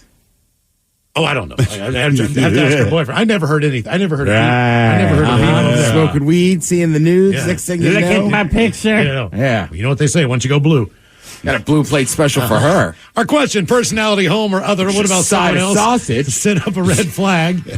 206-803-ROCK. Imagine the relief of securing fair compensation for an accident you were in, where the insurance companies aren't dictating what's good enough and your injuries and suffering are truly acknowledged. Whether it's an auto accident, a workplace injury, or slip and fall, Phillips Law Firm has dedicated over 2 decades to ensuring their clients receive the rightful compensation and attention they deserve. Call 1-800-JUSTICE today or visit justiceforyou.com. They don't win, you don't pay. Phillips Law Firm. Justice for you. A peanut butter M&M's production. In a world where Super Bowl winners get the world's admiration and a fancy ring, but the runners-up get nothing, one retired cop returns... That's one retired quarterback. Read the script. Oh, sorry. One retired quarterback returns to claim what's his. That's claim a ring with diamonds made from M&M's peanut butter. But you're on a roll. The Ring of Comfort, coming soon to a Super Bowl near you. 1, 2, 3, 4. Those are numbers. But you already knew that. If you want to know what number you're going to pay each month for your car, use Kelly Blue Book My Wallet on Auto Trader. They're really good at numbers. Auto Trader. Cyclists, get ready to shift gears. Newport, Oregon is calling you for an unforgettable ride along the stunning Pacific Coast. Whether you're a casual rider or a mountain biking pro, Newport has the perfect trail for you. They've got it all: scenic coastal roads, bike lanes, and rugged trails. Cruise along the Yaquina Bay waterfront or delve into their charming neighborhoods. There's something for everyone. Your adventure starts at discovernewport.com. That's discovernewport.com. 99.9 KISW. The men's room returns with Miles and Thrill. Talk about some red flags here. Weird things that people have noticed in other people's kitchens, or the habits that people have. All right. When they're cooking or whatever. Here's a few. I knew a guy who kept his chef's knives stabbed into the wall. Another. I opened a friend's fridge. It contained 30 to 40 cans of whipped cream. Nothing else. It was a family of 3. 30 to 40 cans of whipped cream. One guy says the dad of a guy went to... whipped cream consumption, or are they just doing whippets? At that point, I don't know. Dad of a guy I went to high school with, I swear to God, had an entire wall stacked with Coca-Cola 12-packs. Must have been 8 feet by 8 feet. No one was allowed to drink any of the cans except for him. If we wanted Coke, we had to drink from the stale 2-liter bottle that was in the fridge. It's a little odd. Mm-hmm. I grew up with some dudes. They had an old soda machine, and their dad did in the garage. Yeah, that actually had like orange soda and then beer for him. But it was super strict. Like if you went out there and just got one, the dad would lose it. Really? Oh yeah, you had to ask, and like he had to like basically approve you for an orange soda. Okay. Father-in-law thought the traditional spaghetti with meat sauce too spicy, so he would make noodles and top them with ground beef and ketchup. Childhood dog would poop inside, and if it was not solid, my dad would use a spoon to clean it up. Not a designated spoon that was the dog-ass spoon, just a regular spoon from the cutlery drawer. I did not discover this until he had been doing this for years. I was horrified and furious. When I told him it was disgusting, he got so defensive and said, well, how would you like me to clean it up? I then listed many different ways to clean dog ass. My mom also didn't seem to be too concerned with it either. And another. My uncle left raw chicken out on the counter for who knows how long, and it was covered in ants. I let him know. He rinsed the ants off and put the chicken back in the fridge. Personality, home, or other. What about someone else? And up a red flag. 206-803-ROCK. Hello, Claire. Welcome to the men's room. Hello. Hola. So what was your red flag? Yes, we can hear you. Okay. So I went on a Tinder date. Met this guy. Told me his name was Sean. Nice looking guy. Is from he worked for the Coast Guard. Noticed that he had a little bit of an accent, and I asked him about it, and he was like, "Oh, you can tell I'm from Argentina." Like, yeah, it's pretty obvious. And so we go to his house, and he lives alone, and he has these lavender curtains hanging, and I was like, oh, that's an interesting color. And like in his kitchen, he has like a little jar that says like cookies written in cursive on it, and I'm like, that's just a little strange. He's like kind of this macho guy. Like, interesting. And then he's like showing me like a tour of his house, and there's like this giant thing. He's like, oh, watch out. He's like, that's my gun safe underneath the bed. I was like, that thing's gigantic. Okay. So just like a few weird things. Anyways, nice guy. And he's like, he gets his uniform on to go work for the Coast Guard, and he forgets his keys, and he like hits himself in the forehead. He's like, Sebastian. So stupid. I was like, maybe that's like a religious thing. I don't know. And it was just a little weird. So wait. And he said Sebastian when he hit himself in the head. Yeah, like, But he told you that his name is John. Yeah. Okay. All right. So I'm like, oh, it's a little strange. Nice guy though. So I hung out with him again, and I was like, why did you do that the other day? He's like, I have something to admit. So I'm married. He's like, but I'm going through a divorce. And I was like, okay. He's like, and my name isn't actually John. It's it's Sebastian. I was like, okay. He's like, I'm sorry I lied to you. Like, I shouldn't have done that. I'm like, oh, that's fine. He's like, and also, I was like, well, I'm sorry to hear about your divorce. Like, is it fine? He's like, no, it's not finalized. She left me to go live with a cult in Southern California. All right. I was like, okay. So, yeah, just like the red flags in the house and all of that. I'm like, this is probably why you shouldn't just trust people on these random dating. Yeah, the lavender curtains and cookies written in cursive. You're like, to me, instantly, like, you don't live alone, or a woman has lived here recently. So I guess you didn't go out with him anymore? Or he could be gay. I mean, that went through my head, too. I was like, But why would he want to go on a date with you? Do you look like a woman with a penis? I mean, like... Yeah, first thing I would do if I was gay and I was... trying to convince himself. Or maybe he's bisexual. Who knows? Okay, yeah, fair enough. How many Tinder dates have you gone on? Oh, gosh. Too many? Have you had any success from it? Yes, I have. I've made some, I would say maybe like a handful. Maybe like 4 really good friends that I still talk to. How many seconds does it take for you to walk in and meet someone and know? Or Like not? good Or not, yeah. No one way or the other. It depends on the person, for sure. I've had some people that are extremely creepy, and I've had to bail on some dates. Like, what gives you the creepy bar. vibe? Is it something they say? Is it the way they look at you, the way they dress? Like, what is it? It's kind of their mannerisms, the things that they say, or like being really insistent on me drinking my drink. It's a little... Yeah, it's a little I weird. would wonder if Strange. something was in the drink. Yes, that's. Yeah, or just like, I don't know. Take trying another to sell sip. themselves. Here, why aren't you drinking that? Have some Drink it. pudding. I know you just went to the bathroom. Come on. Yeah. Okay, yeah. So keep your eyes open, man. Keep Good your eyes times. open. Personality, home or other. What about someone else? The number red flag 206-803-ROCK. Have you done the Tinder date thing, Ted? No, I should. I need to start using more dating apps. That's it. Like, so I don't know much about Tinder, but most of the time I hear about Tinder, not that it's a negative experience, kind of like her. It's just something weird. I feel Tinder, like Tinder anymore. Match.com, you hear good, like maybe it didn't work out, but rarely do I hear someone say, man, they freaked me out. Where with Tinder, when I talk to people, it seems like it's about 50-50 where they're like, yo, man. And that's for men and women. And Tinder's a lot more of just like hooking up.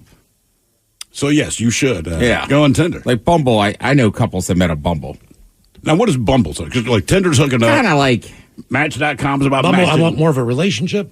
I guess. Like I said, I'm not good at them. I need to start using them more. But I just know, like, Tinder is definitely kind of the looser one. Now, I also know a couple that I like the dude, I like the woman. They met on Tinder. I mean, It's not if crazy. it works, it works. Yeah. You know, it's weird, man. My brother's been married, I don't know, 25 years-ish now, somewhere around there, I guess. But he met his current wife on a dating site, and it was before Match.com even existed. So when he told us how they met, it was still this weird taboo thing. It's like when people first... You just don't know anything about it. Well, it's like when people first admitted to using Viagra, right? It was just...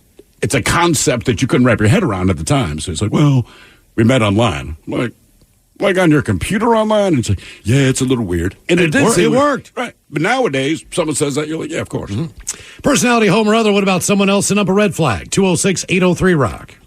Hello, Christian. Welcome to the men's room. Hola. Hola. First of all, Ted, I gotta say, don't go for the dating apps. I've had nothing but bad experiences, and I can't recommend them. Did you get any hookups out of it? I'm not looking to get married. Okay, maybe a couple. I mean, all right. Here and there, but definitely lots of weirdos. Ted's looking for butt. right. Yeah. Oh, by the way, somebody here, Ted, they say Bumble is the app where you cannot message a woman before she messages you. The system will not allow. Okay. All right. So it's a safe place. Yeah. All right. Unless you're ugly. So my red flag is not about dating. My red flag is actually about my father. I'm going to go ahead and call him out really quick. I stayed the night at his place one time when I was visiting around, and he hooked me up with, the futon, hooked me up with like the blanket and the pillow and everything. And actually he gave me the blanket that I used when I was a kid. I was like, oh yeah, like cool. haven't seen this in years. Does it even I was like fit 25. over you? I mean, it did, yeah. It was like a comforter style, like over a bed, right? You know, at this time, I'm like 25, 26, you know, visiting my dad, staying the night. And I'm like, wow, like I haven't seen this for like 20 years. And I'm like, Dad, this blanket kind of smells bad. I think you need to wash it. And I kid you not, he looked at me, he's like, what do you mean wash it? Like, you don't launder blankets. What? And it took me, I put it together in my head, realized that in the 25 years that I've been alive, this man has never washed a blanket. I was like, is your dad I'm single? Good. I'm not going to. Was your dad a single man at the time? Oh, he's still a single man. Okay. That's not surprising. Did you, after you realize he doesn't wash blankets, did you like sneak a peek into his bedroom just to get a look at the blanket he has on his own bed? Well, yeah, to be honest, he's kind of a messy guy. Like, I lived with him for a couple of years during the pandemic, you know, to save some money. And yeah, it always drove me crazy, like how some of the things are dirty, like dishes in the sink, you know, some of the things you're talking about, stepping over, junk. But keep in mind, too, that he has 6 kids from 5 women. Damn. And I'm almost the oldest, so this blanket didn't just go through me either. It went through all the rest of the kids, too, which is just like, man, you really start to think about, like... Depending how old they were, if I'm 15 and I'm still using that blanket, that's a lot worse than anything a little kid did. I would guess it was kind of difficult to get to know your siblings growing up, being that you have half brothers and sisters, but I'm assuming a lot of these, your brothers and sisters are staying with their mom. So if they're all different, they're all staying in their own personal home. Right. So was there any camaraderie at all with you and your brothers and sisters? We got to visit, we had a visitation plan every other weekend. So at least, 2 or 3 days out of every 14, all right, we'd be spending time together. It's like Nick Cannon. He's got, 12, 13 kids? 13, I believe. But I don't believe they've all been together with each other at the same time. One time, because didn't he, if I remember this correctly, I want to say he took all 13 to Disneyland. No, he took all 11, World. then he had 2 more. So and remember, because he was bitching about how much it costs, and we're like, well, one, if you take 13 children to Disney World, assume it's going to cost a lot. And also, you're a millionaire, so no one's really playing the violin for you. Personality, home or other, what about someone else? Send up a red flag, 206-803-ROCK. A couple of the other things on here, by the way, as far as red flags that people had when they went over to someone else's house or just basically watched how they were cooking in the kitchen. I know someone who throws away almost nothing. This wouldn't be a terrible habit if it didn't mean offering you the moldy lemon that has been sitting on the counter for God only knows how long because, God forbid, she cuts a new one. Also, tomatoes, peppers, anything. I try not to eat there. She's very well off, but has the hoarding mindset, especially with food. And also, she refuses to use chef knives and cooks everything exclusively with steak knives. That's just weird. It's just weird to me because knives are designed for specific purposes, and steak knives, other than steak, to me are the worst knives to work with. Here's one that'll blow your mind. Taking raw chicken and putting it directly in the flour canister to cover with flour to fry. I am still horrified years later. Not a good idea, man. Yeah, I mean, you got to put that out in a little dish or something. Exactly. You don't need to reuse that raw flour. Chicken. Guys, I watched my coworker wash his potatoes with dish soap. He squirted the soap straight onto the potato, rubbed it all over with his bare hands, rinsed it, and started chopping it. Then he threw the chopped, unpeeled, and soapy potatoes into a pot. He boiled them, mashed them without adding anything to them, then for some reason picked the skin out of the pot of mashed potatoes with his bare hands. No milk, no cream, no butter, no salt, no anything. Tasted like a sad, soapy pile of compost. Look, man, I try not to get involved when other people are cooking, but I think at that point I'd mention, like, hey, a couple of things. One, you can peel the potatoes before, so you don't have to take your bare hands and dig it out. And most people wash utensils, but no. This lady says, my husband has a habit of just putting used utensils in the freezer, not washed, just licked clean. He says the freezer kills the bacteria and he can reuse them as many times as he wants. No. That's he's wrong. Freezer. Our question, personality, home or other, what about someone else? Send up a red flag, 206-803-ROCK. Just going to throw it out there. If I see someone, like, sucking on a butter knife and tossing it in the freezer, like, dish is done, I'm leaving. I would never use a knife that I have sitting on the edge of my sink. To me, if it's on the edge of the sink, like it's there for a reason. Even if I don't know what it's been used for, I just assume you don't want to use it. Yeah, like I might. That's why it's sitting there. It's like, am I going to make another sandwich? I don't know. Better just leave this knife here in case we need more mayo. Hey, throw it in the freezer, bro. Hello, Elena. Welcome to the men's room. Hi. Hola. Did I say your name right? Yes. All right. So I've been in Seattle for like 5 years, but when I first moved here, I was on the dating apps. I heard someone talk about dating apps. I was on Bumble. I met this guy, really attractive, really fun, and we hung out, and he was like all scatterbrained. So I thought, okay, he has ADD. It turns out he uses meth, and I didn't know this. It turns out. Okay. But then he stopped, and every time he would come, he would always come in a different car. So then he stopped talking to me and like kind of ghosted. And then I find out he goes to jail for grand theft auto and had been picking me up and taking me on dates in cars that he had stolen. Did he at least steal nice cars? They were nice. Okay. They were nice All right. SUVs, and telling me his friend was letting him use the car. And in retrospect, now that I think about it, that's the most romantic thing anyone has ever done. I mean, let's be honest. It is. I want to go stole on a this date car with just you for so you, bad, baby. But I didn't steal this any car. We're going to Red Lobster. Yeah, I stole a nice car.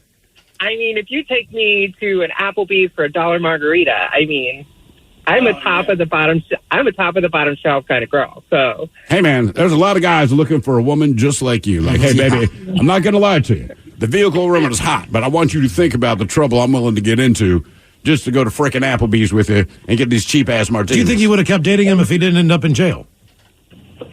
So I have a type. Yes, what is that type exactly? Felon. So I like felons. I'm not the first one who's called on here who said they liked felons or attract felons. So we did see each other a couple of times because he got out like 3 years later. And we went on a couple more dates. And then I saw him on Facebook, like a video circulating about breaking into someone's house to steal cars and to steal the keys, and then stole a truck from this person's house. So I was like, oh my God, that's him. And it was like circulating all over the internet. And So what do you think inherently attracts you to felons? Because I'm sure being a felon is one thing, but it takes a lot of different roads to become a felon. I think the question is this: are you attracted to felons, or is it that people you're attracted to happen to be a felon? I think it's the latter. Okay. So you're not actively looking for felons. Is there a look to this? I mean, as far as your physical looks, is it tall guys, guys who are built? What is it? I think it's like the build, the gold chain, obviously, and tattoos. Like the gold chain's kind of I've served time, and this is something I bought after. That was nice. Okay. All right. Hey, man. Every felon out there is in love with you right now and desperately wants your number. Have you ever dated a nice guy? You know, I tried. And was it too boring? You know, I hate to say this on the radio. I cheated with my ex at the time, like twice with this person because they were a felon. And you know, nice guys are great. Like now in my life now, looking for nice guys, but it's where's the excitement? Well, what if the nice guy would have picked you up in a stolen car? Would that have changed things? Yeah. Probably. It would have changed everything. I'm never cheating on you. Exactly. I am never cheating on you. Yeah, boy. Coming up, we're going to sit and spin. We've got 10 albums that turned 30 this year, and also your emails coming up for the men's room at KISW.com. Maximize the compensation for your injury claim with Phillips Law Firm. With over 80 years of combined legal experience, they won't allow the insurance companies to dictate what's good enough for you. Whether it's an auto accident or workplace injury, contact Phillips Law Firm today. If they don't win, you don't pay. Okay, picture this. It's Friday afternoon when a thought hits you. I can spend another weekend doing the same old whatever, or I can hop into my all-new Hyundai Santa Fe and hit the road. With available H-Track all-wheel drive and 3-row seating, my whole family can head deep into the wild. Conquer the weekend in the all-new Hyundai Santa Fe. Visit HyundaiUSA.com or call 562-314-4603 for more details. Hyundai, there's joy in every journey. 2024 Santa Fe, available early 2024. A peanut butter M&M's production. In a world where Super Bowl winners get the world's admiration and a fancy ring, but the runners-up get nothing, one retired cop returned... That's one retired quarterback. Read the script. Oh, sorry. One retired quarterback returns to claim what's his. That's claim a ring with diamonds made from M&M's peanut butter. But you're on a roll. The Ring of Comfort, coming soon to a Super Bowl near you. A new year is full of surprises, but one thing is always predictable. Postage costs go up. Stamps.com gives you crazy discounts of up to 89% off USPS and UPS services. So when postage goes up, your business will barely notice the change. Stamps.com is like your own personal post office, wherever you are. You can even take care of orders on the go with the mobile app. No lines, no traffic, no waiting. Schedule package pickups, automatically find the cheapest and fastest shipping options, and seamlessly connect with every major marketplace and shopping cart. There's even a supply store where you can stock up on mailing supplies, labels, even printers. Stamps.com has been indispensable for over 1 million businesses just like yours. All you need is a computer or phone and printer. Take a chunk out of your mailing and shipping costs this year with Stamps.com. Sign up with promo code PROGRAM for a special offer that includes a 4-week trial, plus free postage and a free digital scale. No long-term commitments or contracts. That's Stamps.com code PROGRAM. Imagine the relief of securing fair compensation for an accident you were in, where the insurance companies aren't dictating what's good enough and your injuries and suffering are truly acknowledged. Whether it's an auto accident, a workplace injury, or slip and fall, Phillips Law Firm has dedicated over 2 decades to ensuring their clients receive the rightful compensation and attention they deserve. Call 1-800-JUSTICE today or visit justiceforyou.com. If they don't win, you don't pay. Phillips Law Firm. Justice for you. A peanut butter M&M's production. In a world where Super Bowl winners get the world's admiration and a fancy ring, but the runners-up get nothing, one retired cop returned... That's one retired quarterback. Read the script. Oh, sorry. One retired quarterback returns to claim what's his. That's claim a ring with diamonds made from M&M's peanut butter. But you're on a roll. The Ring of Comfort, coming soon to a Super Bowl near you.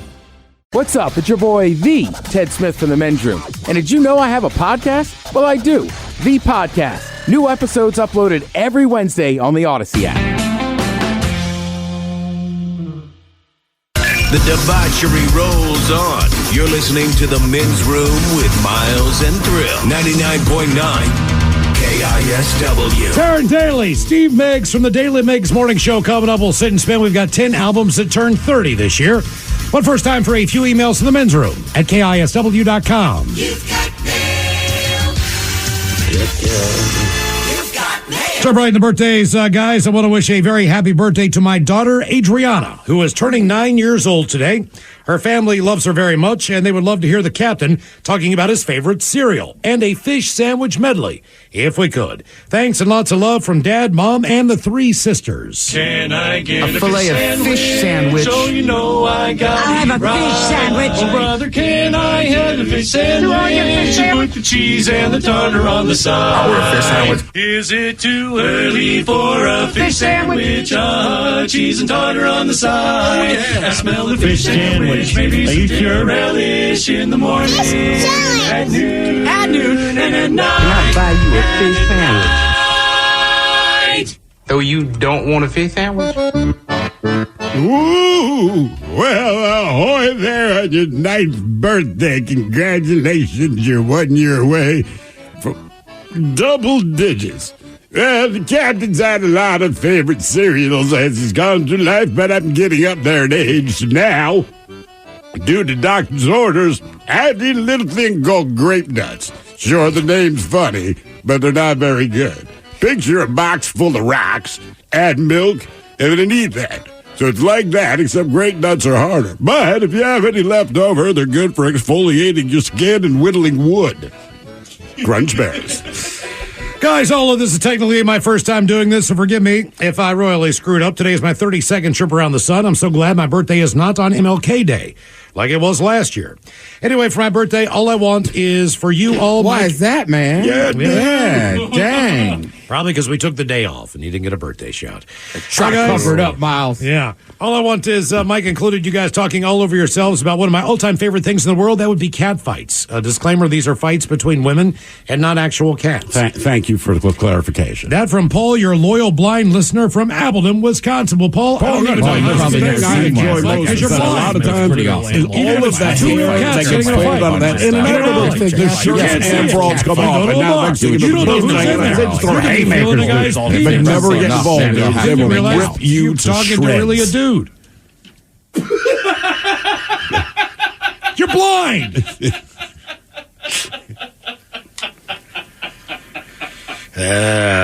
Movies and beer, bitches. Shout out to my lifelong friend Bjorn on his 42nd birthday. Yeah, Bjorn. Bjorn. As in Bjorn Borg. Yeah. Name another Bjorn. It's weird because The there's Bjorn only- identity. Yeah, there's four consonants, one vowel. Bjorn, yes. Yeah, BJORN, right? Bjorn. Yeah, you can Bjorn. stop after BJ. Shout out to my lifelong friend Bjorn. He's 42 years old. How about 2 big bong rips, please? Thanks, guys. That from Brian.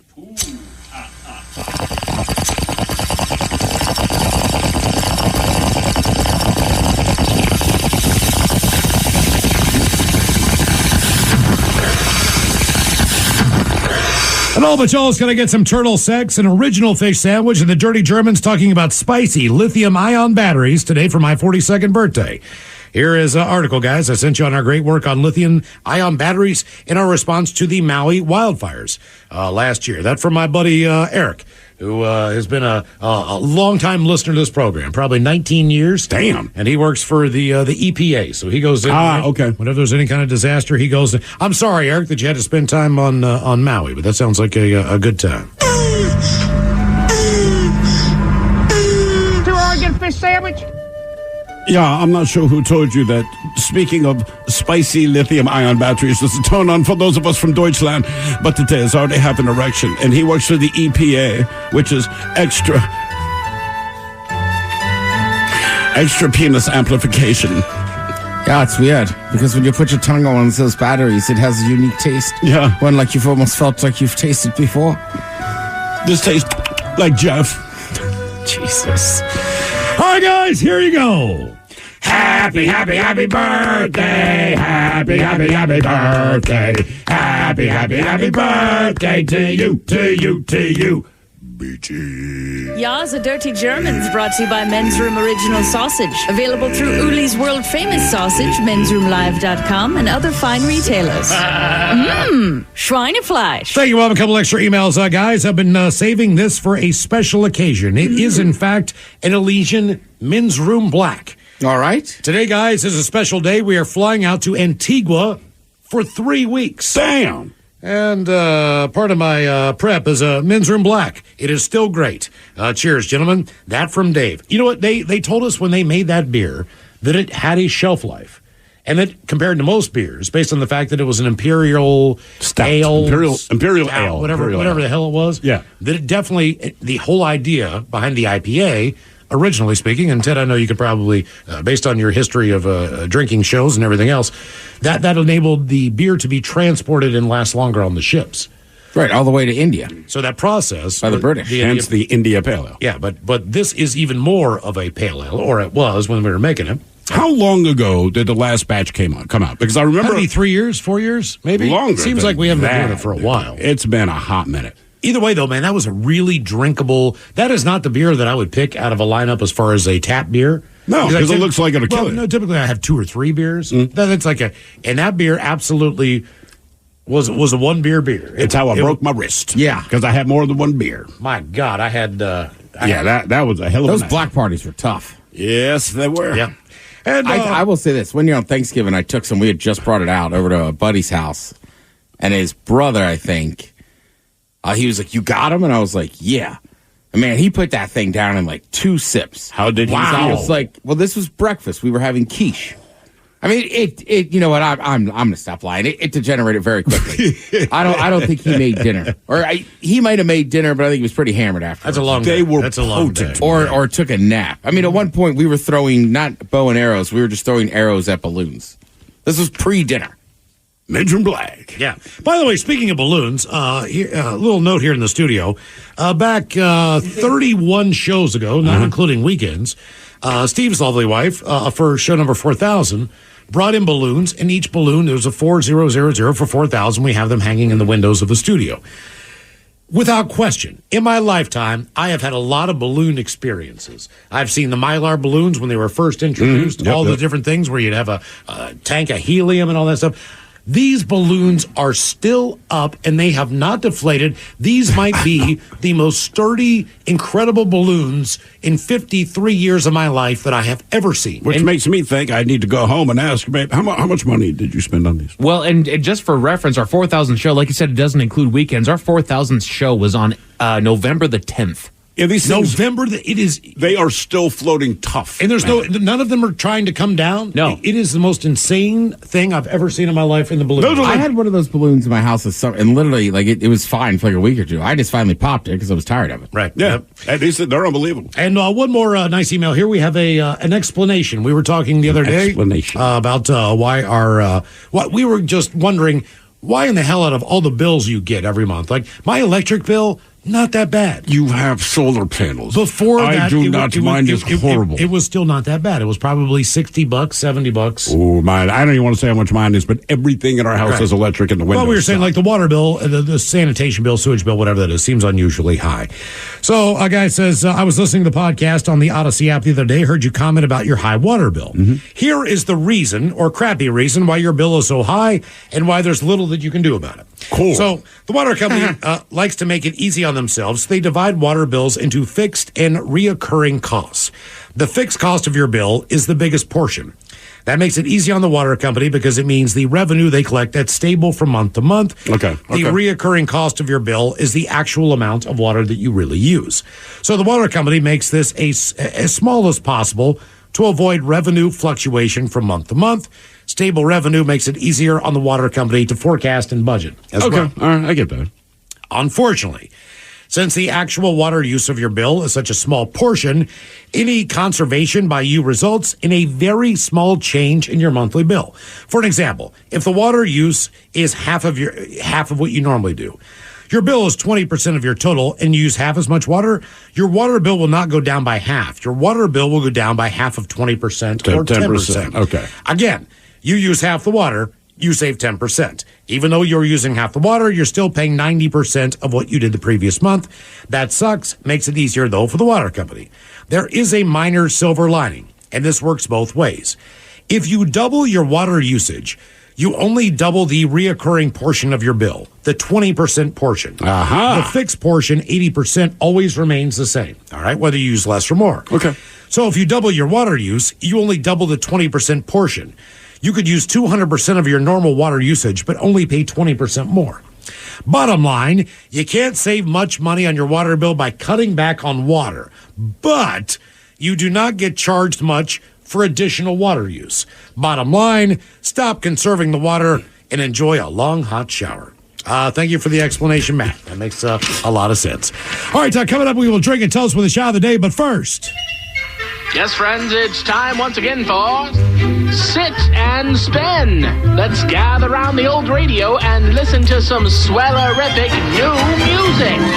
Steve Miggs, Terry Daly in the house from the Daily Miggs Morning Show. Hi, joining us guys. for Sit and Spin. Good morning. Good morning. Good morning. How are you guys? How's the show going so far? We appreciate you guys hanging around to do a little Sit and Spin for us every week, but is it you guys feeling like you're in the groove? We're still employed. Yeah, the key card is working. That's a good sign. So is the litmus test. My key card works. Cool. Now, have you guys gotten the thing yet where the listener will call up and either they are speaking like a Disney character or they're speaking like Satan? It's usually the high-pitched Disney with the clicking. Yes. Okay. Just wondering if you guys. There's no way to predict it. There's nothing you can do. You're just like, here we go. I just wish the clicking wasn't there because if the clicking wasn't there, I enjoy hearing that helium voice. I agree. We had a guy who called us. It was like 2 weeks ago, man. And so I guess when people are on the air, they don't realize that they're Disney voice, right? Right. So he goes, man, I go back and listen to the show, like the podcast, and he's like, I'm mortified because he's like, you guys never said anything. And this entire call, it sounds like some people just don't have the ability to tell a story. So with this, at least it makes them entertainment too. Oh, yeah. I wish we could have the control over what's on. Exactly. Yeah. Speed this guy up. Yeah. Was that a pause I could drive a truck through? Okay. Long story short, all that stuff. We go back. We went back 40 years last week for Sit and Spin. Taryn, I don't believe you were alive at that time. Not quite. Now this year, this time around, this week we go back 30 years in time for 30 albums that are turned 30. What were you doing, Taryn, in 1994? I was going to Broadview Thompson Elementary School in near Bitter Lake. Go Bulldogs! And I was 9. All right. Were you into music at 9? Yes. Like good music. Oh, yeah. Okay. For sure. What were you doing in have this 94? pivotal thing where you I wasn't born yet. I don't know what you guys are talking about. 1994. I'm not even 30 yet, you guys. You weren't cruising Jersey or anything? I was high school. Okay. So I think like what we're about to listen to will be the soundtrack to my entire high school. Was Action Park open at this point in your life? Was that the name of it? Yes, Action Park. Okay. That we did more when we were like younger. So like I was maybe like 11 or 12. That's when my parents were actively trying to kill my brother and I by taking us to Action Park. Ted, you were in high school too? Nah, I would have been in grade school. Maybe my 2nd, 8th grade year. Yeah. Okay. All right. Time 2. So you were in 8th grade, Mike? I was 3. You were 3 years old in Baby 1994. Yeah, I was still learning how to use the big boy potty at this age. All right. Steve, where were you? What were you doing? Figured it out. I was high on drugs, very drunk, and trying to get laid. I was 25, man. Okay, but you didn't have a job or anything? Yeah, I had a job. I was cooking. I don't know what restaurant I was cooking in that particular year, but yeah, I was deep in the let's do cocaine and cook for a living. I was working in Hagerstown at a classic rock station. So all the big ones were coming out then. All the bangers. Firehouse, Don't Treat Me Bad. the end of the hair metal era was kind of fading at the very end of that. And grunge was taking over. So it was it was a different time in the rock world, so to speak. Yeah. How do we pitch cooking on cocaine as a new show on the Food Network? You know what you call it? We go to a restaurant. That's what it's called. Every cook that's ever made a meal. Yeah, line cook. That's why I call it a line cook. We've never tasted any of the food because we're not hungry. Let's get to that little spoonful. That's all I need. A line cook. That's not salt. Don't use that. So we're going to go back in time. We've got... Nobody ever gets dessert at this place. We've got 10 albums that turned 30 years old today. Number 10.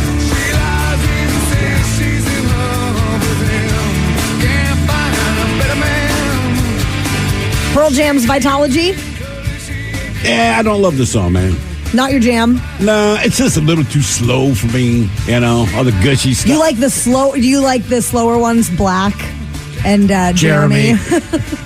Old lady behind the counter in a small town. This one also has Immortality. This one had a lot of slow. It did, man. Yeah. It was and I get it, man. I get it. It was not for me. Okay. 10 albums turning 30 this year on Sit and Spin. Number 9. Oh no. Not me. We never lost control. I put this up as one of the best of all the MTV Unplugs. Without this question. one and Alice in Chains and LL Cool J. And yes, right? LL Cool J was unplugged. Yeah, you never seen that? No. Oh, wow, dude! And his deodorant. I know he had the white deodorant stuck in his armpit hair, and he's like, flexing the whole time. Has nothing to do with Kurt Cobain, though. I don't. Acoustic. Yeah, it's epic. Yeah, check it out. It's crazy. By the way, for the record, I know we play a lot of Nirvana. When they played that in the third quarter of the national title game, we lost it. What would they play? Smells Like Teen Spirit. It was just like, F yeah, screw you, Michigan. Yeah. These are 10 albums turning 30 on Sit and Spin. Number 8. All right.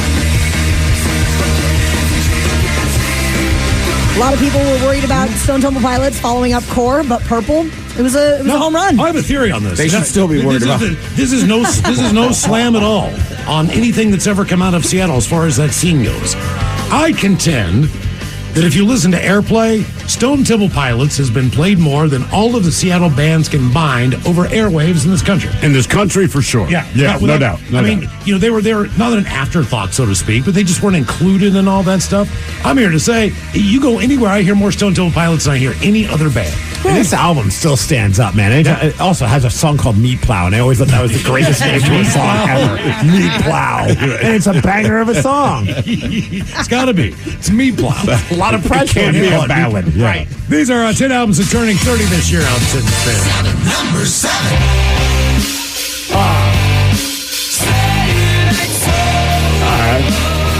Name is Jonas on it. Yep. In the Garage. This was one of my all-time favorite records. I was obsessed with this band. The Sweater Song is on this too? Yep. Undone. Oh, yeah. And then I had an awkward interview with Rivers Cuomo that made my life. I've never cringed so hard at myself in my entire life. Was it you that went wrong or him? Well, the record label was like, hey, go down to the studio. They're demoing stuff for their third record, and you can get an interview with Rivers Cuomo. Hell yeah, I'm a huge Weezer fan. I go down there. I don't think the band knew anybody from the radio station was coming, so they all had this look on their face like, who's... In fact, the guitarist, as he's laying down a guitar part, he stopped recording, goes, who's that guy in the other room? Oh, it's me. Oh, no. Oh, no. And then I look at Rivers, who's standing next to me, noodling on an acoustic guitar, and I didn't know what to say. I was terrible at small talk, and I could tell he didn't want me there, so all I could say was, that's a cool guitar. Oh, my God, man. Thanks. He looks at me and goes, uh-huh. And I was like, I gotta go. Wow. 10 albums turning 30 on Sit and Spin. Number 6.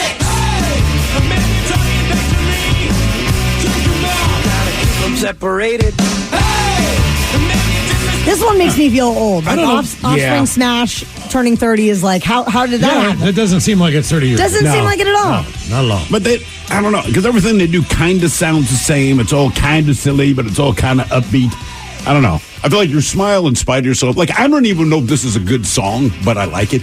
It makes you know feel what I good. mean? Like, I'm kind of like, this might be a horrible song. Turn it up. 10 albums. I think that's the part, right?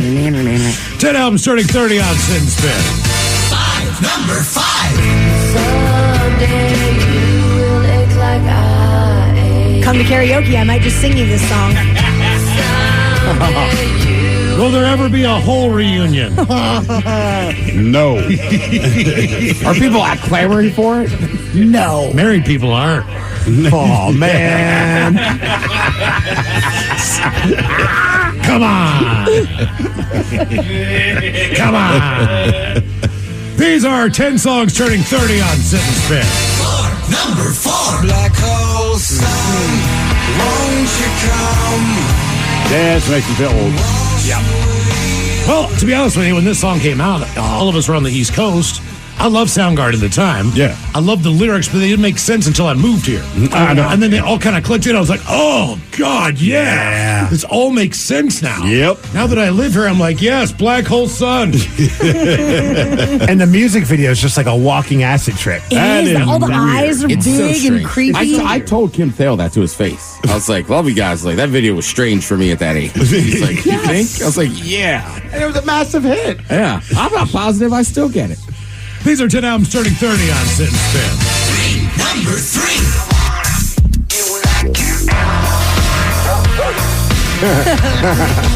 He never specifies what kind of animal. If it's a rabbit, it's like 10 seconds. I won't be here long. Get the hose out. Separate Oh, them. God. Oh, God. These are 10 albums turning 30 on Sit and Spin. Number 2. The grass was green.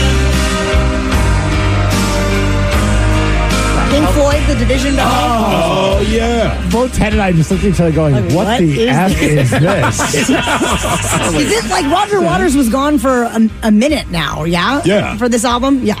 So this was 30 years ago. 30 years ago. And it was a big deal that it was new Pink Floyd. Pretty sure when that this was album the, came out. pretty sure that was the Wow. last Pink Floyd. I As far think as being so. labeled Pink Floyd. Yeah, I think Did that's they put out, wasn't that album Pulse? Was that They did. live? It was a though, or live was album. it? Okay, that was a live album. I just remember Because I the had... CD blinked. Yes! Yes, it had a little red light on it. Every time you turned out your lights, you looked over, you're like, what the hell is that thing doing? Dude, that would trip me out when I was like on mushrooms in college. And No, that it thing was did. like flashing. I'm like, I must listen to Hey, this. to Pink Floyd's credit, they've always wanted you to be high. Yes. Yes. Right? Yeah. I mean, just like, we will do everything we can to make sure you get stoned when you listen to this. These are 10 albums turning 30. We made it to number 1. Number 1.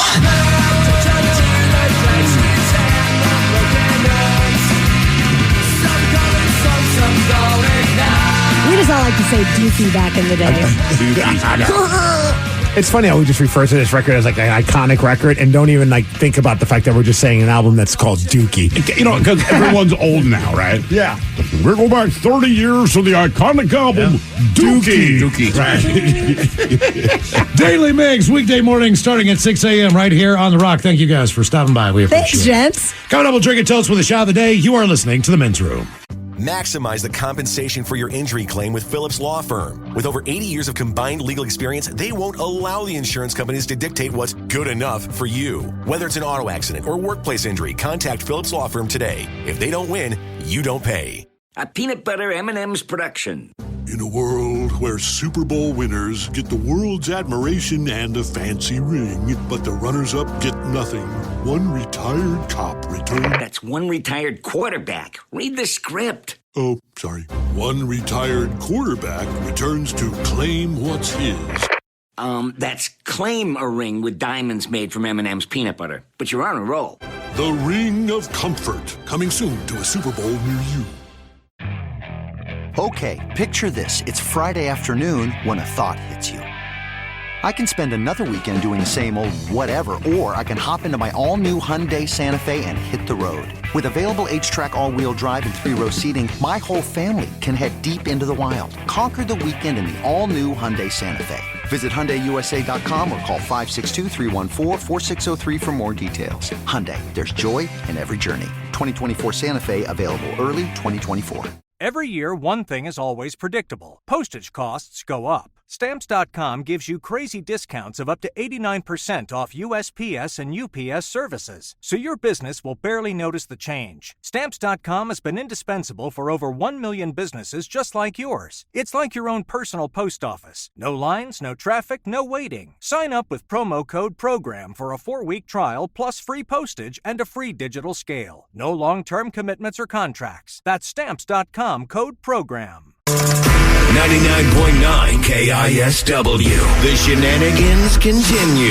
This is the Men's Room with Miles and Thrill. All right, Jack, coming up in minutes, we'll trigger tell us with the shot of the day. And we do have your headlines on the way at 5:50. But first, quick check-in with Mike Hawk and some of the stories and headlines he is not working on. Thank you, Miles. New data has just ranked the worst city in North America for traffic. Oh, it's got to be...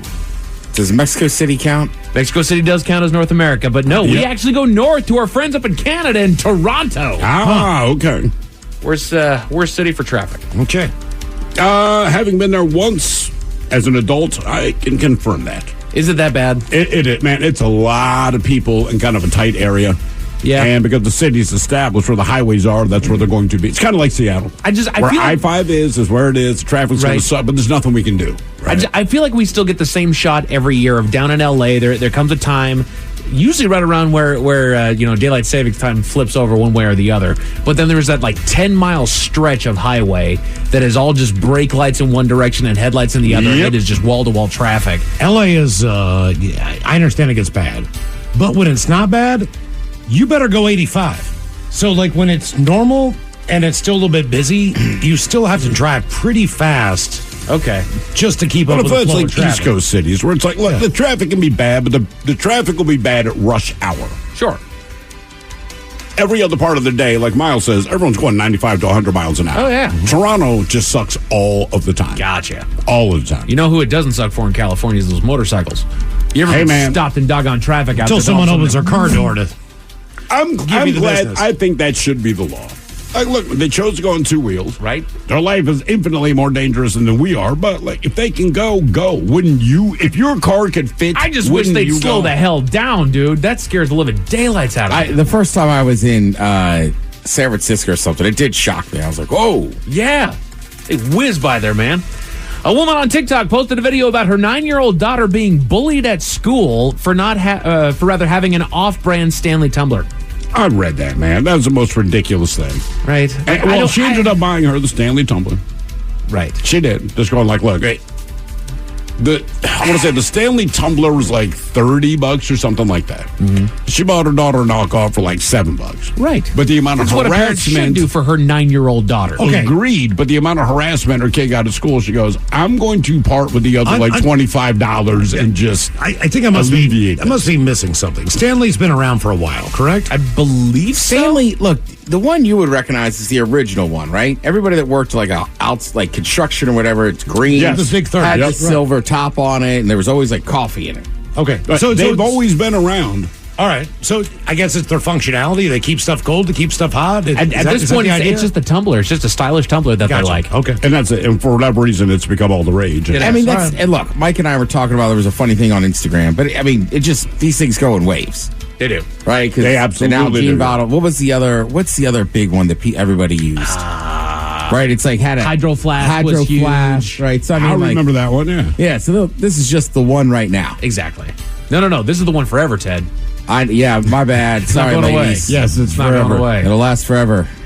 Office occupancy rates have hit an all-time low. Well, no kidding.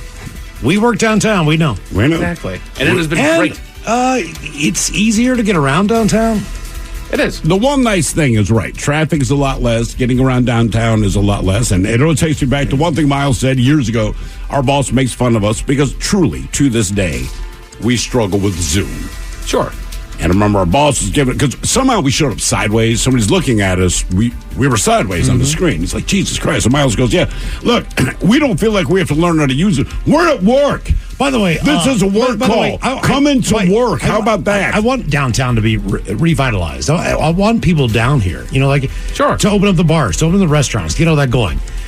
Most of the Amazon and the tech people come down Tuesday through Thursday. So when I'm driving on Tuesday through Thursday, I'm cussing these people out. Even though that is ultimately what I would like to happen, just to revitalize downtown. But it reminds you of how bad the traffic I'm like, was. oh, that's right. Oh, the Google people are coming downtown today. Oh, God. Whatever it is. Sucks for me because nothing's really all that revitalized, and yet our parking garage is full all the doggone time. Isn't that amazing? I hate it. Like, there is no one down here, but you can't find a spot in our garage. That just started up again. It did. It was fine forever. Then, all of a sudden, it's like, it's full. Yep, can't get a spot anymore. But Miles is right. I feel like Monday and Fridays, there's always room in there. Yep. So, on an earlier segment, we did turn back the clocks a little bit, and we made ourselves feel old with things that turned 30 this year. However, I decided let's roll back the clocks even more. Let's expand it beyond music. The Men's Room Top 10. Thanks. The Men's Room Top 10. 10 things that just don't exist anymore. Where would you like to start? How about the supercontinent, Pangea?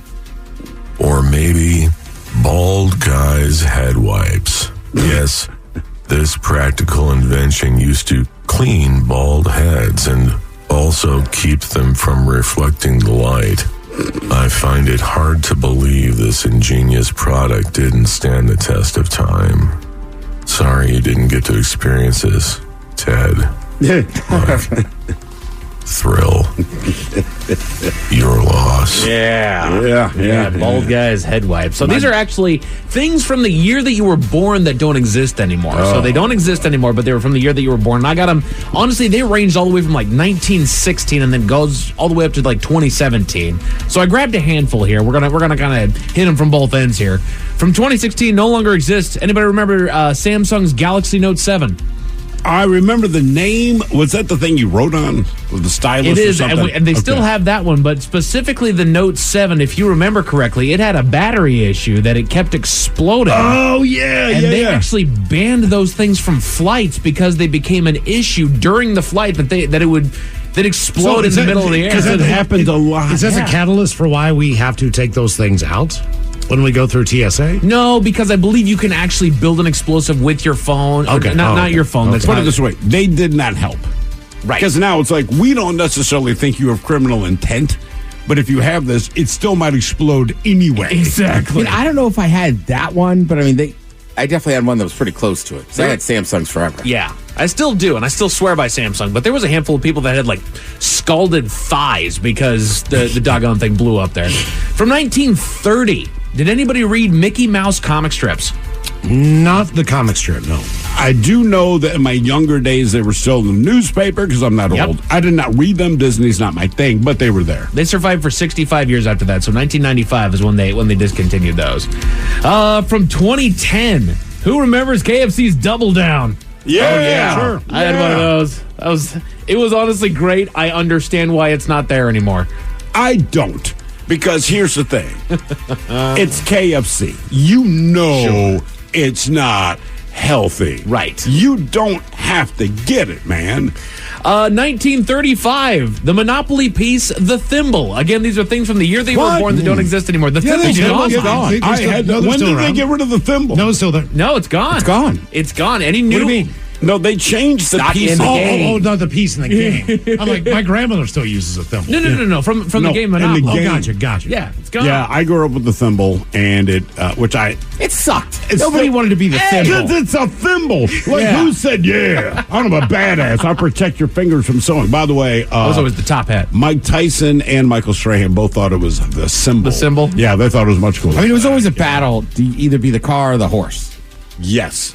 Specifically those two. Not for me, man. What was your next one? I would do the top hat if I couldn't do the iron. No. I was always the top hat. I loved the top hat? I loved the top hat. That was my third pick if I couldn't get the other two. Have your car or your horse, man. I'm the top hat. From 2000, the Heinz Easy Squirt colored ketchup. It was a bad idea. I remember those. It did not taste that different. We had purple ketchup for a long time. It's not about the taste. It was, you're doing this for children specifically, right? Adults get it. Sure. Kids weren't cool with green and purple ketchup. It just, when you have a hot dog and you squirt green, it's relish. Mm-hmm. Even though it wasn't relish, they tell you it tastes like relish because that's how kids have it. Association Purple, problem. They just, I'm not eating this. Right. This is Barney blood. You know, I've recently had a hot dog with some relish on it. Maybe I'm a relish guy now. That's okay, but at least it's relish. Yeah, I love it. But it is relish. It's a statement. Even though you're gross and weird. Another game piece that went missing from 1944, the lead pipe from Clue. Really? Oh, you can't get hit with a pipe anymore? It's gone, man. What's wrong with busting someone over the head and killing him with a lead pipe? It's murder. Does it matter what they murdered him with? Are we trying to be conscientious about that? I don't know, man. It just said that it got the axe at one point. It's gone. Huh. No more lead pipe. From the year that I was born, my fellow 1990 babies, Crayola's Dandelion Crayon. That's a color? I don't remember that one. Mm-hmm. Did they just rename it? It was selected for early retirement in 2017, so it's you're out. It's gone. You've been selected you for don't early make the retirement. cut no more. You're out. So I'm fired? From 1952, the Abbott and Costello Show. Wow. Well, based on age. I mean, that makes sense. They're not even alive. Right. It can't keep going there. 1964, the year my mom was born, celery-flavored Jell-O. Again, these are things from the year that you were born that don't exist anymore. Wow. I wonder why that's gone. Well, they tried. Let's see. Celery-flavored Jell-O. I don't know what went wrong. The Ted Smith. I mean, why would you flavor it like a vegetable? I tell you why. I guarantee you somebody said, let's get kids to want to eat vegetables. Or make it Jell-O. The problem is, if it still tastes like celery, the kids aren't stupid. Maybe it was just that long ago. They didn't know what they're like. Screw it, make it celery flavor. Well, and weren't Jell-O molds a huge thing for a while there? Yes. So maybe they thought that you could incorporate. Why use celery when you can just make the mold out of it? The Ted Smith, born 1980. Is that correct? 1980 is correct. Anybody remember The Face, a youth culture magazine launched by Nick Logan in May of 1980? No, I don't. A style Bible for the 25 and under age market. By the end of the decade, it was selling 88,000 copies a month. The magazine shuttered in 2004 due to sagging numbers and the print media's changing landscape. Oh, looks like it was relaunched in 2019, though. Okay. How did it do? It's back. I don't know. I'm looking at it online. I think it's British. Miles Montgomery, you were born 1969? 70. I was born in 69. Steve was born in 1969. Yeah, ladies. Does anybody remember the Flatsy doll? Flatsy? I remember Raggedy What's Ann the doll Andy. called Flatsy? I don't know. Flatulent or is it flat? It says little girls adored Ideal Toy Company's Flatsy doll, which entered the toy scene in 1963, and in spite of being a favorite among young girls, Flatsy flatlined in 1973. Okay, I do not remember the Flatsy doll. Miles, you were 1970. Correct. National Lampoon Magazine. Anybody remember that? Oh, yeah. Absolutely. Not as much the magazine. I knew that was the basis of it, but I knew the movies.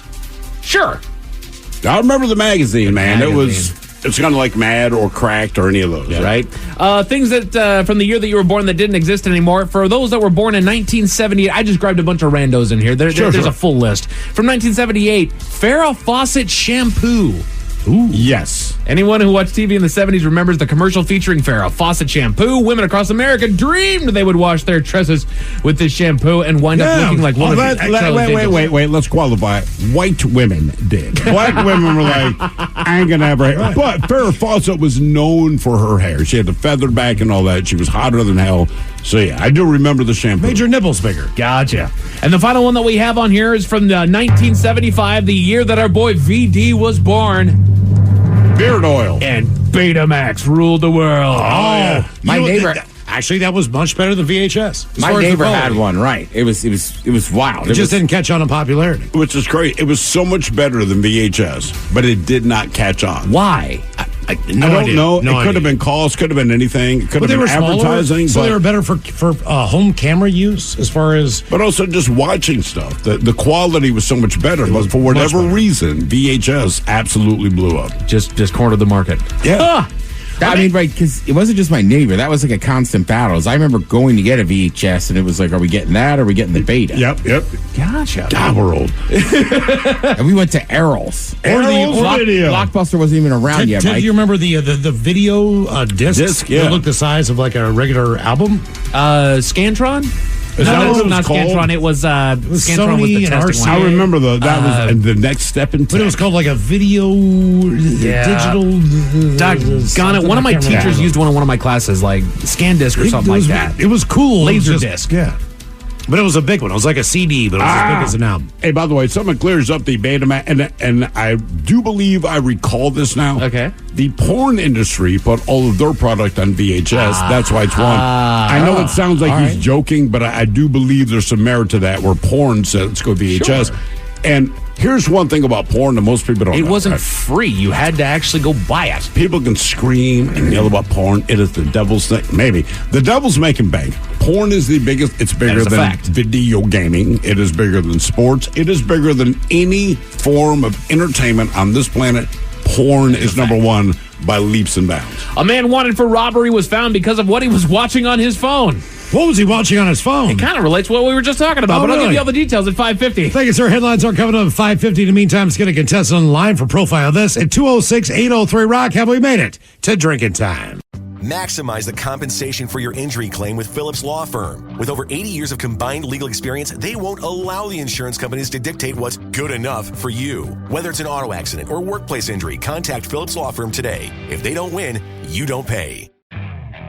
Okay, picture this. It's Friday afternoon when a thought hits you. I can spend another weekend doing the same old whatever, or I can hop into my all-new Hyundai Santa Fe and hit the road. With available H-Track all-wheel drive and 3-row seating, my whole family can head deep into the wild. Conquer the weekend in the all-new Hyundai Santa Fe.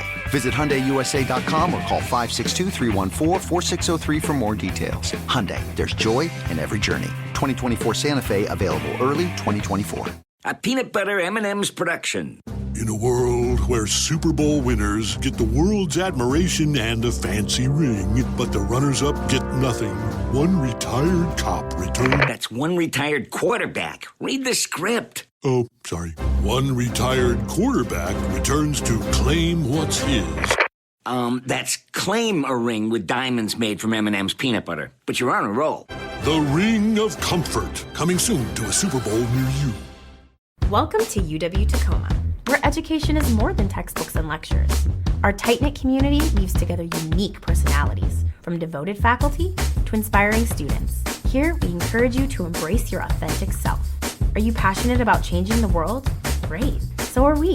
What better place to start than right here in the South Puget Sound, surrounded by art, culture, and so much more. So come and check us out. We're the University of Washington, Tacoma. Imagine the relief of securing fair compensation for an accident you were in, where the insurance companies aren't dictating what's good enough and your injuries and suffering are truly acknowledged. Whether it's an auto accident, a workplace injury, or slip and fall, Phillips Law Firm has dedicated over 2 decades to ensuring their clients receive the rightful compensation and attention they deserve. Call 1-800-JUSTICE today or visit justiceforyou.com. If they don't win, you don't pay. Phillips Law Firm. Justice for you. Okay, picture this. It's Friday afternoon when a thought hits you. I can spend another weekend doing the same old whatever, or I can hop into my all-new Hyundai Santa Fe and hit the road. With available H-Track all-wheel drive and 3-row seating, my whole family can head deep into the wild. Conquer the weekend in the all-new Hyundai Santa Fe. Visit HyundaiUSA.com or call 562-314-4603 for more details. Hyundai, there's joy in every journey. 2024 Santa Fe, available early 2024. What's up? It's your boy, the Ted Smith from the Men's Room. And did you know I have a podcast? Well, I do. The Podcast. New episodes uploaded every Wednesday on the Odyssey app. Somebody out there deserves to be recognized. And the Men's Room knows just who it is. So to you, we say, bottoms up, sailor. You're the toast of our shot of the day. Drink time it is, and as usual, we head to the drink desk and Steve Thrill Hill to find out who we're toasting. Yes, indeed. And for today's shot, I want to thank one of our longtime listeners, one Trung Lee, sent this in to us. And today we toast 23-year-old Phu Dabik of somewhere in Australia. All right, so Phu lives in Australia by way of Vietnam, which is actually at the root of his problem, not because he's Vietnamese, but because of his name. Now, as he says, his name is, quote, unremarkable in Vietnam. Be like maybe Joe Johnson, right? Okay. Typical name. But it's causing him problems on Facebook. So like a lot of people, hundreds upon millions of people, he wants to be on Facebook, but his profile has been shut down multiple times after being flagged by the Facebook moderators. The problem is not that his name is Phu Dabik. It's that its spelling, when pronounced phonetically, essentially, when you look at it, is F that bitch. All right? I mean, that it is spelled F-U-C-D-A-T-B-I-C-H. So most of us, if you're in an English-speaking country, if you read it phonetically, which is what we do, it's F that bitch. The thing is, he's from Vietnam. That is not how it's Phu Dabik. He understands what the issue is, but he's getting increasingly frustrated because he's like, dude, this is my name. One, I'm not making it up. I'm not trying to be funny. It's not a clever vanity license plate. This is my name. Two, I'm Vietnamese. This is a very traditional name. Stop getting on it. And three, you're pronouncing it wrong. But yeah, if you spell your child's name, P-H-U-C, first name, middle name, D-A-T, last name, B-I-C-H, everyone else sees F that bitch. But that is not his name. Jesus. But yeah, his Facebook profile has been taken down multiple times. Awesome. It is, but for him, he's like, dude, I'm just trying to communicate with people, man. That's not my name.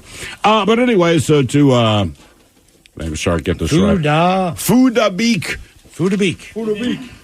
Hey, man, it's the spelling. It's not your actual name.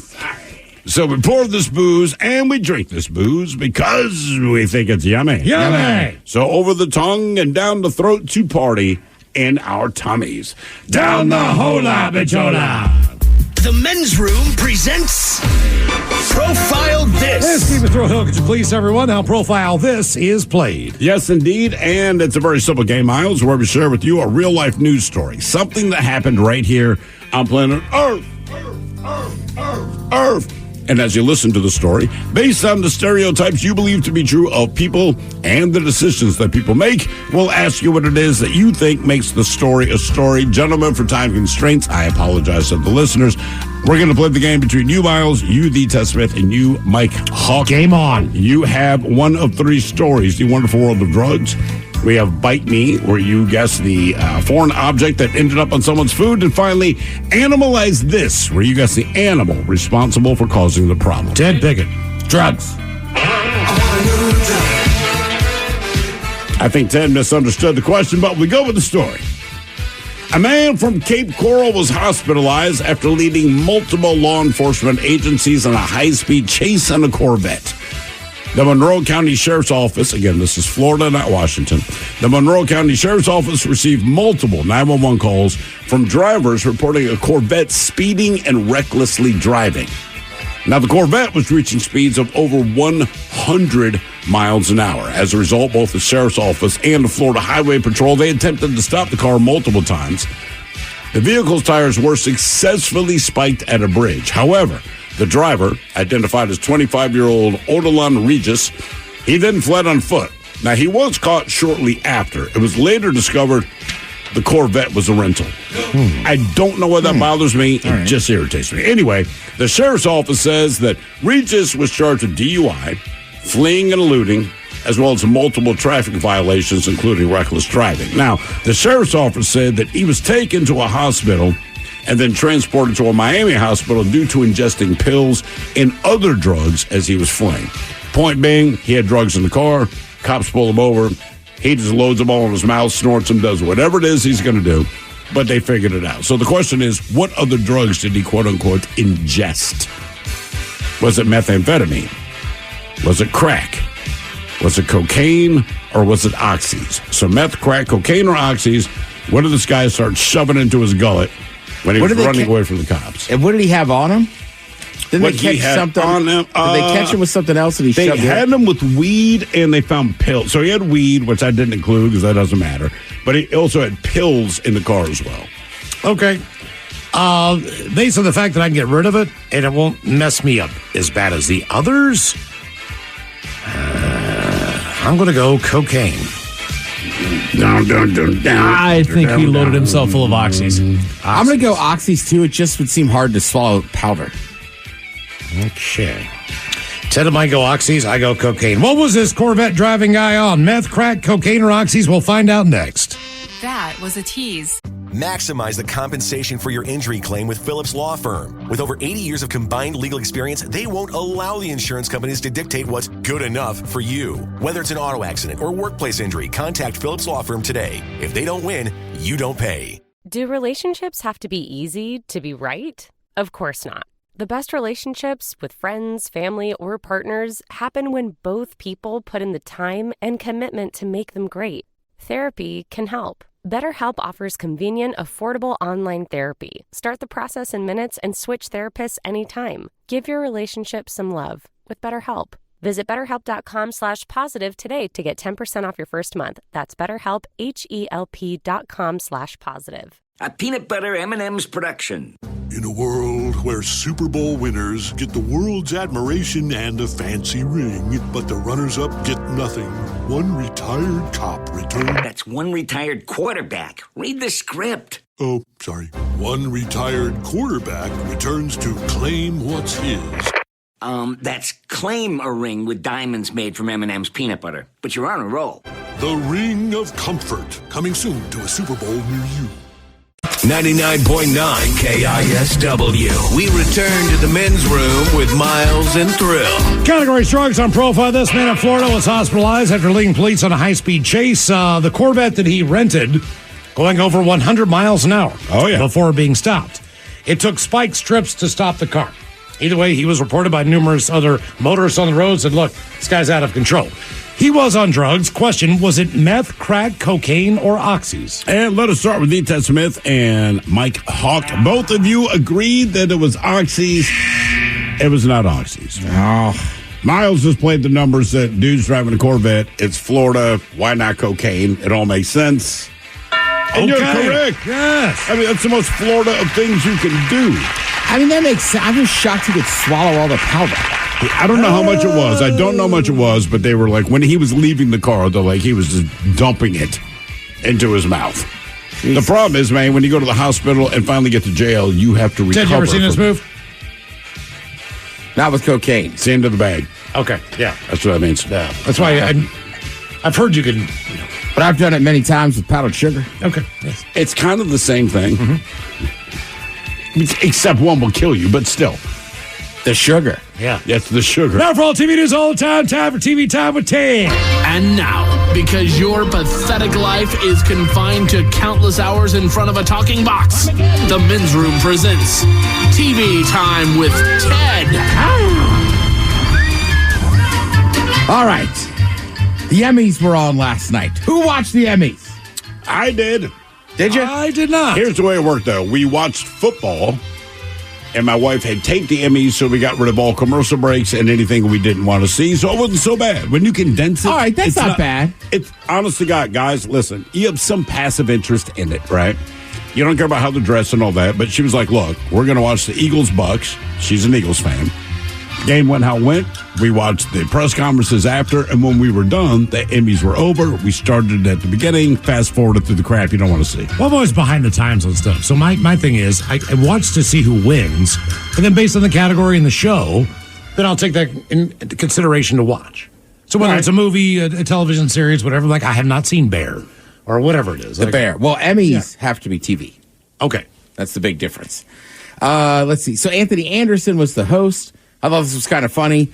Usually they have a band play. You know what? I'll let him explain what he did last night while he was hosting. Normally on award shows, we do what's called playoff music, which everyone tends to ignore. This year, I've got something that nobody can ignore. My mama.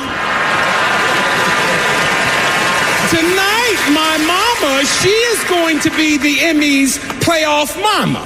Now, when you see my mama coming, just thank Jesus and your family and wrap it up. And I don't want nobody to get disrespectful with my mama because my mama is from the west side of Chicago and she can throw them hands. Shut up. That's enough. Mama.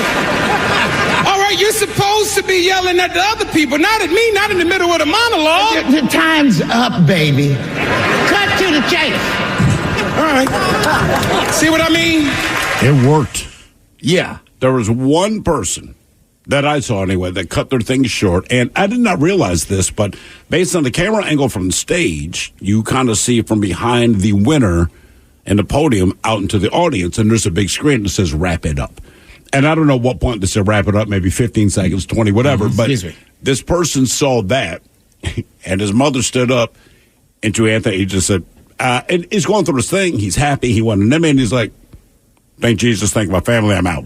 So it turns out, if you know someone's going to literally interrupt you, it actually worked. Everyone kept their speeches short.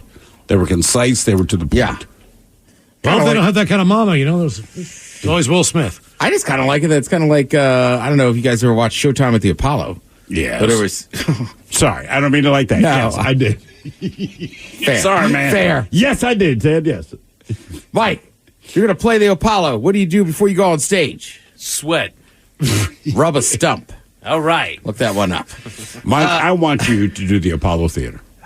Look, before you die, make it a bucket list. It doesn't mean you won't crush it. That's where I will die, man. It just that might Not be anymore. It just means when you walk on stage, man, you better be funny. Because they have or a guy, good or whatever. Sandman. Yeah. So he would come out. If the audience started booing, he would just come out and run you off stage.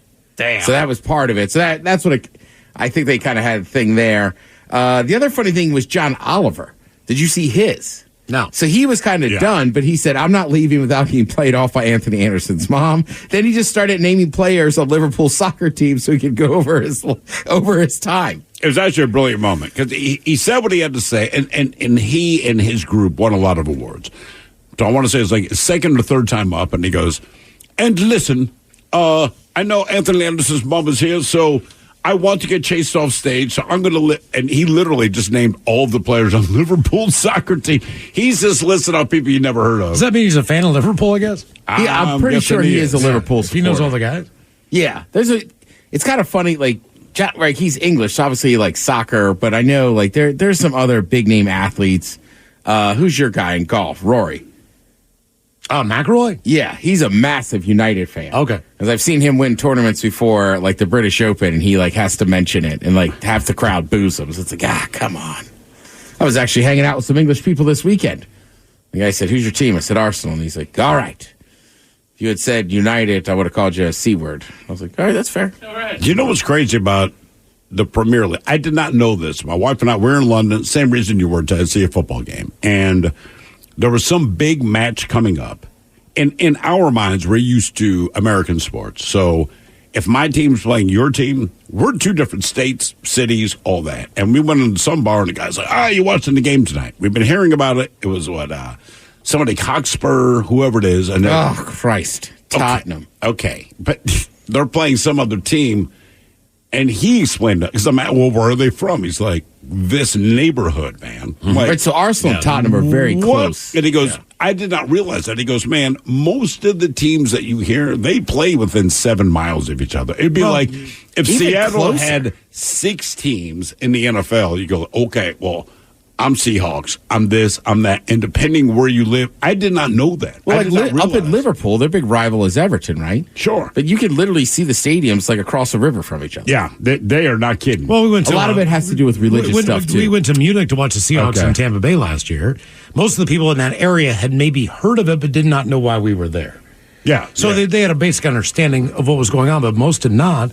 Much like the Premier people, who teams come here and play friendlies, like, it's so cool in the U.S., we could just walk around. We can go to a bar, we can go to a restaurant. We don't live in the same city. We don't get accosted. People don't know who we are. If Hogs fans hate the 49ers are 850 miles away. They don't live, like, around the corner. Another good moment was last night from the Emmys. You had Tina Fey and Amy Poehler kind of doing a weekend update style thing. I'm Tina Fey, and we've reached the stage in life where we'll only present awards sitting down. Here are tonight's nominees for Outstanding Live Variety Special. Elton John Live, Farewell from Dodger Stadium. Now, I can't speak for Elton, but he got to be excited about that. Celebrating the best in musicals that were based on movies which will probably be movies again. There's nothing wrong with that. Absolutely. Yeah. And I mean, they're awesome. Some big winners from last night were Succession. Still haven't watched it. The Bear. I know Mike's on with season 2, so I'm gonna start Great checking. show, dude. I'm gonna check that one out. Beef, that limited series on. That was on Netflix. That got a lot of nominations. I've seen that one. That one's pretty damn good. Is it good? They won a lot of awards. My wife watches The Bear. It did very well to Emmys last night. My wife keeps saying, you need to watch The Bear. And I go, look, I have nothing against The Bear. It's that I used to cook for a living. So it does not mean the show is not good. It's not that. Oh, so it's not like Hi. Right. But it's hard for me to want to watch something that reminds me of times I hated in my life. And then the show Succession, which I have not seen. Obviously, it is quite good because they clean up every year, including yesterday. Well, here's another show I started watching last week, Louder Milk. How is that, man? I've seen commercials. I've heard it advertised. I think it's freaking hilarious. Now, it's kind of interesting, too, is I didn't realize when I started watching it that it is supposed to take place in Seattle. Okay. Right? So you have Ron Livingston, who's like an old... I guess he was supposed to be like a music writer and this and that and like followed bands around. All right. But now he's sober and he runs these classes. But he's just an a-hole. And like he's running his class, and then the priest is like, you can't use that language in here. Like, you're just mean to everybody. And he's like, look, I run my class the way I run my sobriety class. But there's some pretty funny scenes, and like people go at him, he's going at other people. But super funny show. Like I said, I think I'm halfway through the first season already. Okay. So he basically gets pressured into helping the priest is like, you got to help this woman. Her daughter's on heroin and this and that. But then, long story short, he ends up kind of helping her, but now she's there, and his roommate is Will Sasso. You might recognize from like Mad TV. What he used to run, 10-minute podcast. Big, bald, white dude. Hilarious. Very funny. Very funny. Yeah, and on that show, he's Louder Milk's sponsor. But within the first episode, you notice they're roommates. When he's not around, he's having a drink. Yeah. So it's... Sure. And it also affects... I'll help you, but not me. It also affects some of the ways that, like, they're like, what do you think we should do? And he's like, we shouldn't do anything. It's like, when you watch it, you're like, you're only saying that because that's your booze and you're supposed to be sober. But super funny show. I forget what channel it started out on. It is on Netflix now if you want to watch it. I saw Will Sasso tweet out last night. I think they have another 2 seasons they're going to make or whatever. But it seems like one of those shows that like got some critical acclaim and everything, but now it's on Netflix. Seems like a lot more people are watching it. I would say good for him, man. I've always liked that dude. Thank you, Ted. We appreciate it. You're listening to Men's Room. Okay, picture this. It's Friday afternoon when a thought hits you. I can spend another weekend doing the same old whatever, or I can hop into my all-new Hyundai Santa Fe and hit the road. With available H-Track all-wheel drive and 3-row seating, my whole family can head deep into the wild. Conquer the weekend in the all-new Hyundai Santa Fe. Visit HyundaiUSA.com or call 562-314-4603 for more details. Hyundai, there's joy in every journey. 2024 Santa Fe, available early 2024. Shall I take your order, or do you need a minute?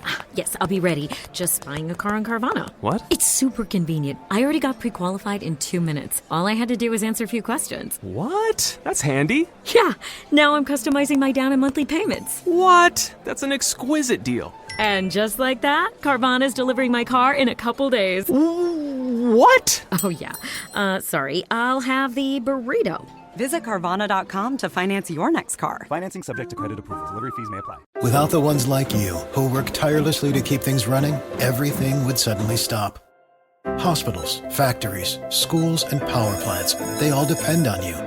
No matter the weather, emergency, or time of day, you're the ones who get it done. At Grainger, we're here for you with professional-grade industrial supplies. Count on real-time product availability and fast delivery. Call, clickgrainger.com, or just stop by. Grainger, for the ones who get it done. The men's room returns with Miles and Thrill. Now, let's see what's happening in the real world. All right, here we go. Florida man gets naked, goes into his neighbor's yard, and then he steals a bonsai tree. Meanwhile, a naked Pennsylvania man crashes through a neighbor's window before trying to flee. Robbers busted after watching porn too loud in his car. A man who had a problem with his sandwich. He took it a little too far. And a man driving a Bobcat goes to Home Depot and starts smashing stuff, including a police car. It's time for your headlines. Now, it's time to hit the headlines.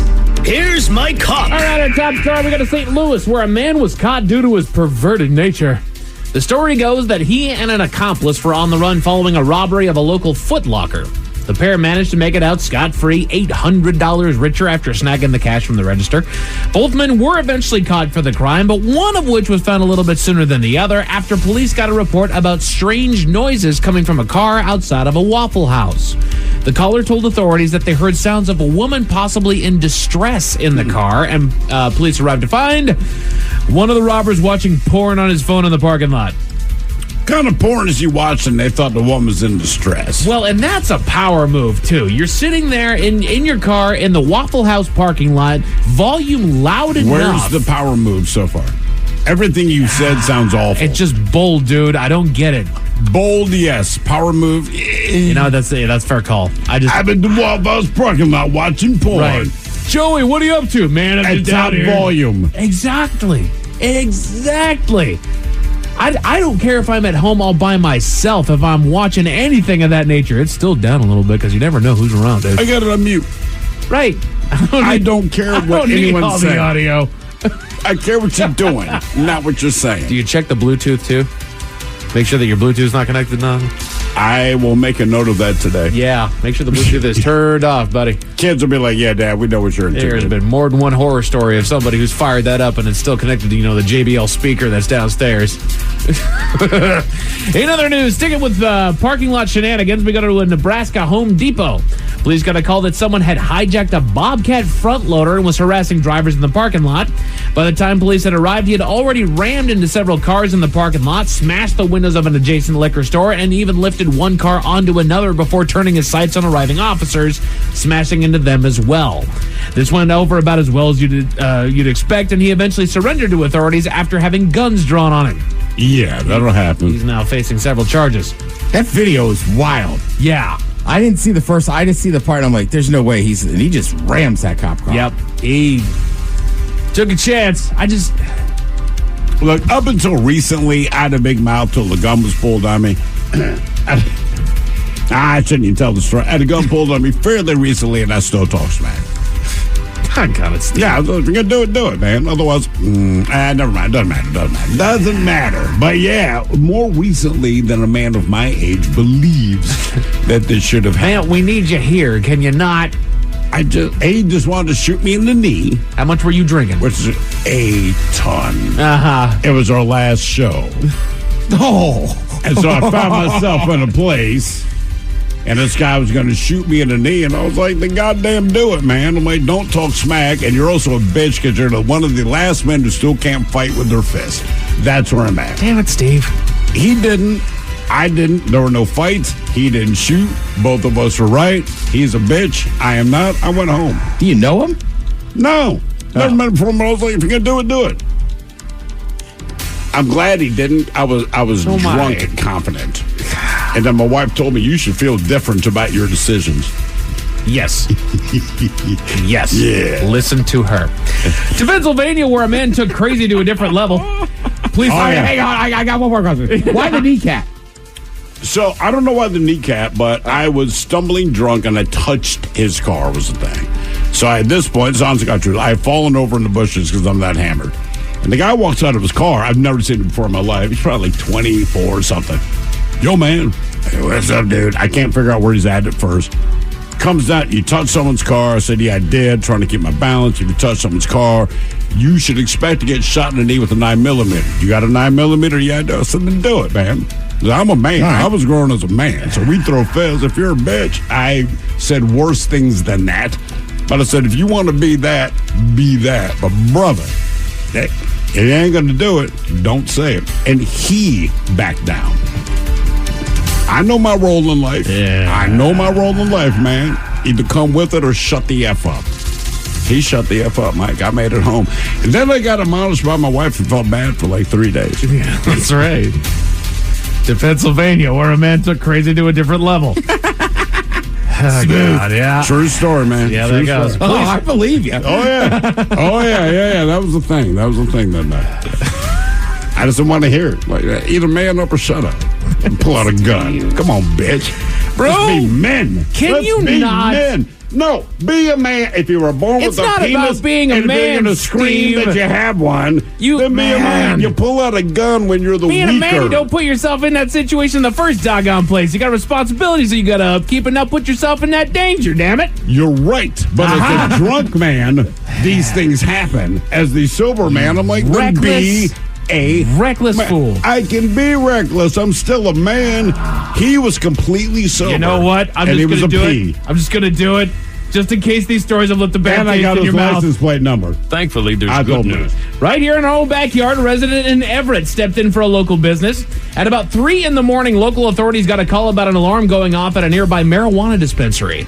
The owner of the dispensary got the alert as well and checked surveillance footage to find that a group of thieves had indeed crashed their car into the store and swarmed inside to steal what they could. Then, out of nowhere, a man showed up during the smash and grab and began to defend the dispensary, having armed himself with bear mace. If there only was a way to stop this. He sprayed down the criminals who quickly left the store without any items, though they did leave significant damage to the store. Did you see the video? Oh, yeah. All right, he was like, no. I'm coming. Yeah. Look out. Man up. In the world of sports, coming off a loss from yesterday in Pittsburgh, the Seattle Kraken are back in action in New York against the Rangers. About to go into the third period. Come on, boys, let's get her done. That game's currently underway over on Root Sports. You've also got some NBA basketball over on TNT and some college hoops on ESPN, CBS Sports, and FS1. As far as your weather tonight, some light showers and snow going on tonight, but temperatures will bottom out around 31 into tomorrow morning. And we're looking at a low of 32 for Wednesday. Yeah. That's it for your headlines with that. Mike Hawk is out. Thank you, sir. I appreciate it. We'll see you next time for the return of Who Sucks Less, the lovely and beautiful and talented Kevin Deers is up next. Yes, indeed. It's all true. But in the meantime, well, we be all about this bitch for 180 seconds or so. So until then, please do what you do best. And for Aletha's sake, stay beautiful. The men's room has been taped before a live studio audience. Wardrobe and makeup provided by Mantastic Limited. This has been a presentation of the Men's Room Radio Network. Oh, man! A Double Flush production. Maximize the compensation for your injury claim with Phillips Law Firm. With over 80 years of combined legal experience, they won't allow the insurance companies to dictate what's good enough for you. Whether it's an auto accident or workplace injury, contact Phillips Law Firm today. If they don't win, you don't pay. Okay, picture this. It's Friday afternoon when a thought hits you. I can spend another weekend doing the same old whatever, or I can hop into my all-new Hyundai Santa Fe and hit the road. With available H-Track all-wheel drive and 3-row seating, my whole family can head deep into the wild. Conquer the weekend in the all-new Hyundai Santa Fe. Visit HyundaiUSA.com or call 562-314-4603 for more details. Hyundai, there's joy in every journey. 2024 Santa Fe, available early 2024. A peanut butter M&M's production. In a world where Super Bowl winners get the world's admiration and a fancy ring, but the runners-up get nothing, one retired cop returned... That's one retired quarterback. Read the script. Oh, sorry. One retired quarterback returns to claim what's his. That's claim a ring with diamonds made from M&M's peanut butter. But you're on a roll. The Ring of Comfort, coming soon to a Super Bowl near you. Need to stock up on any weather wardrobe staples? Check out American Giant for hoodies, jackets, sweats, and more pieces you can wear anywhere. All made right here in the USA. Go to American-Giant.com and use code ANYSTYLE24 for 20% off your order.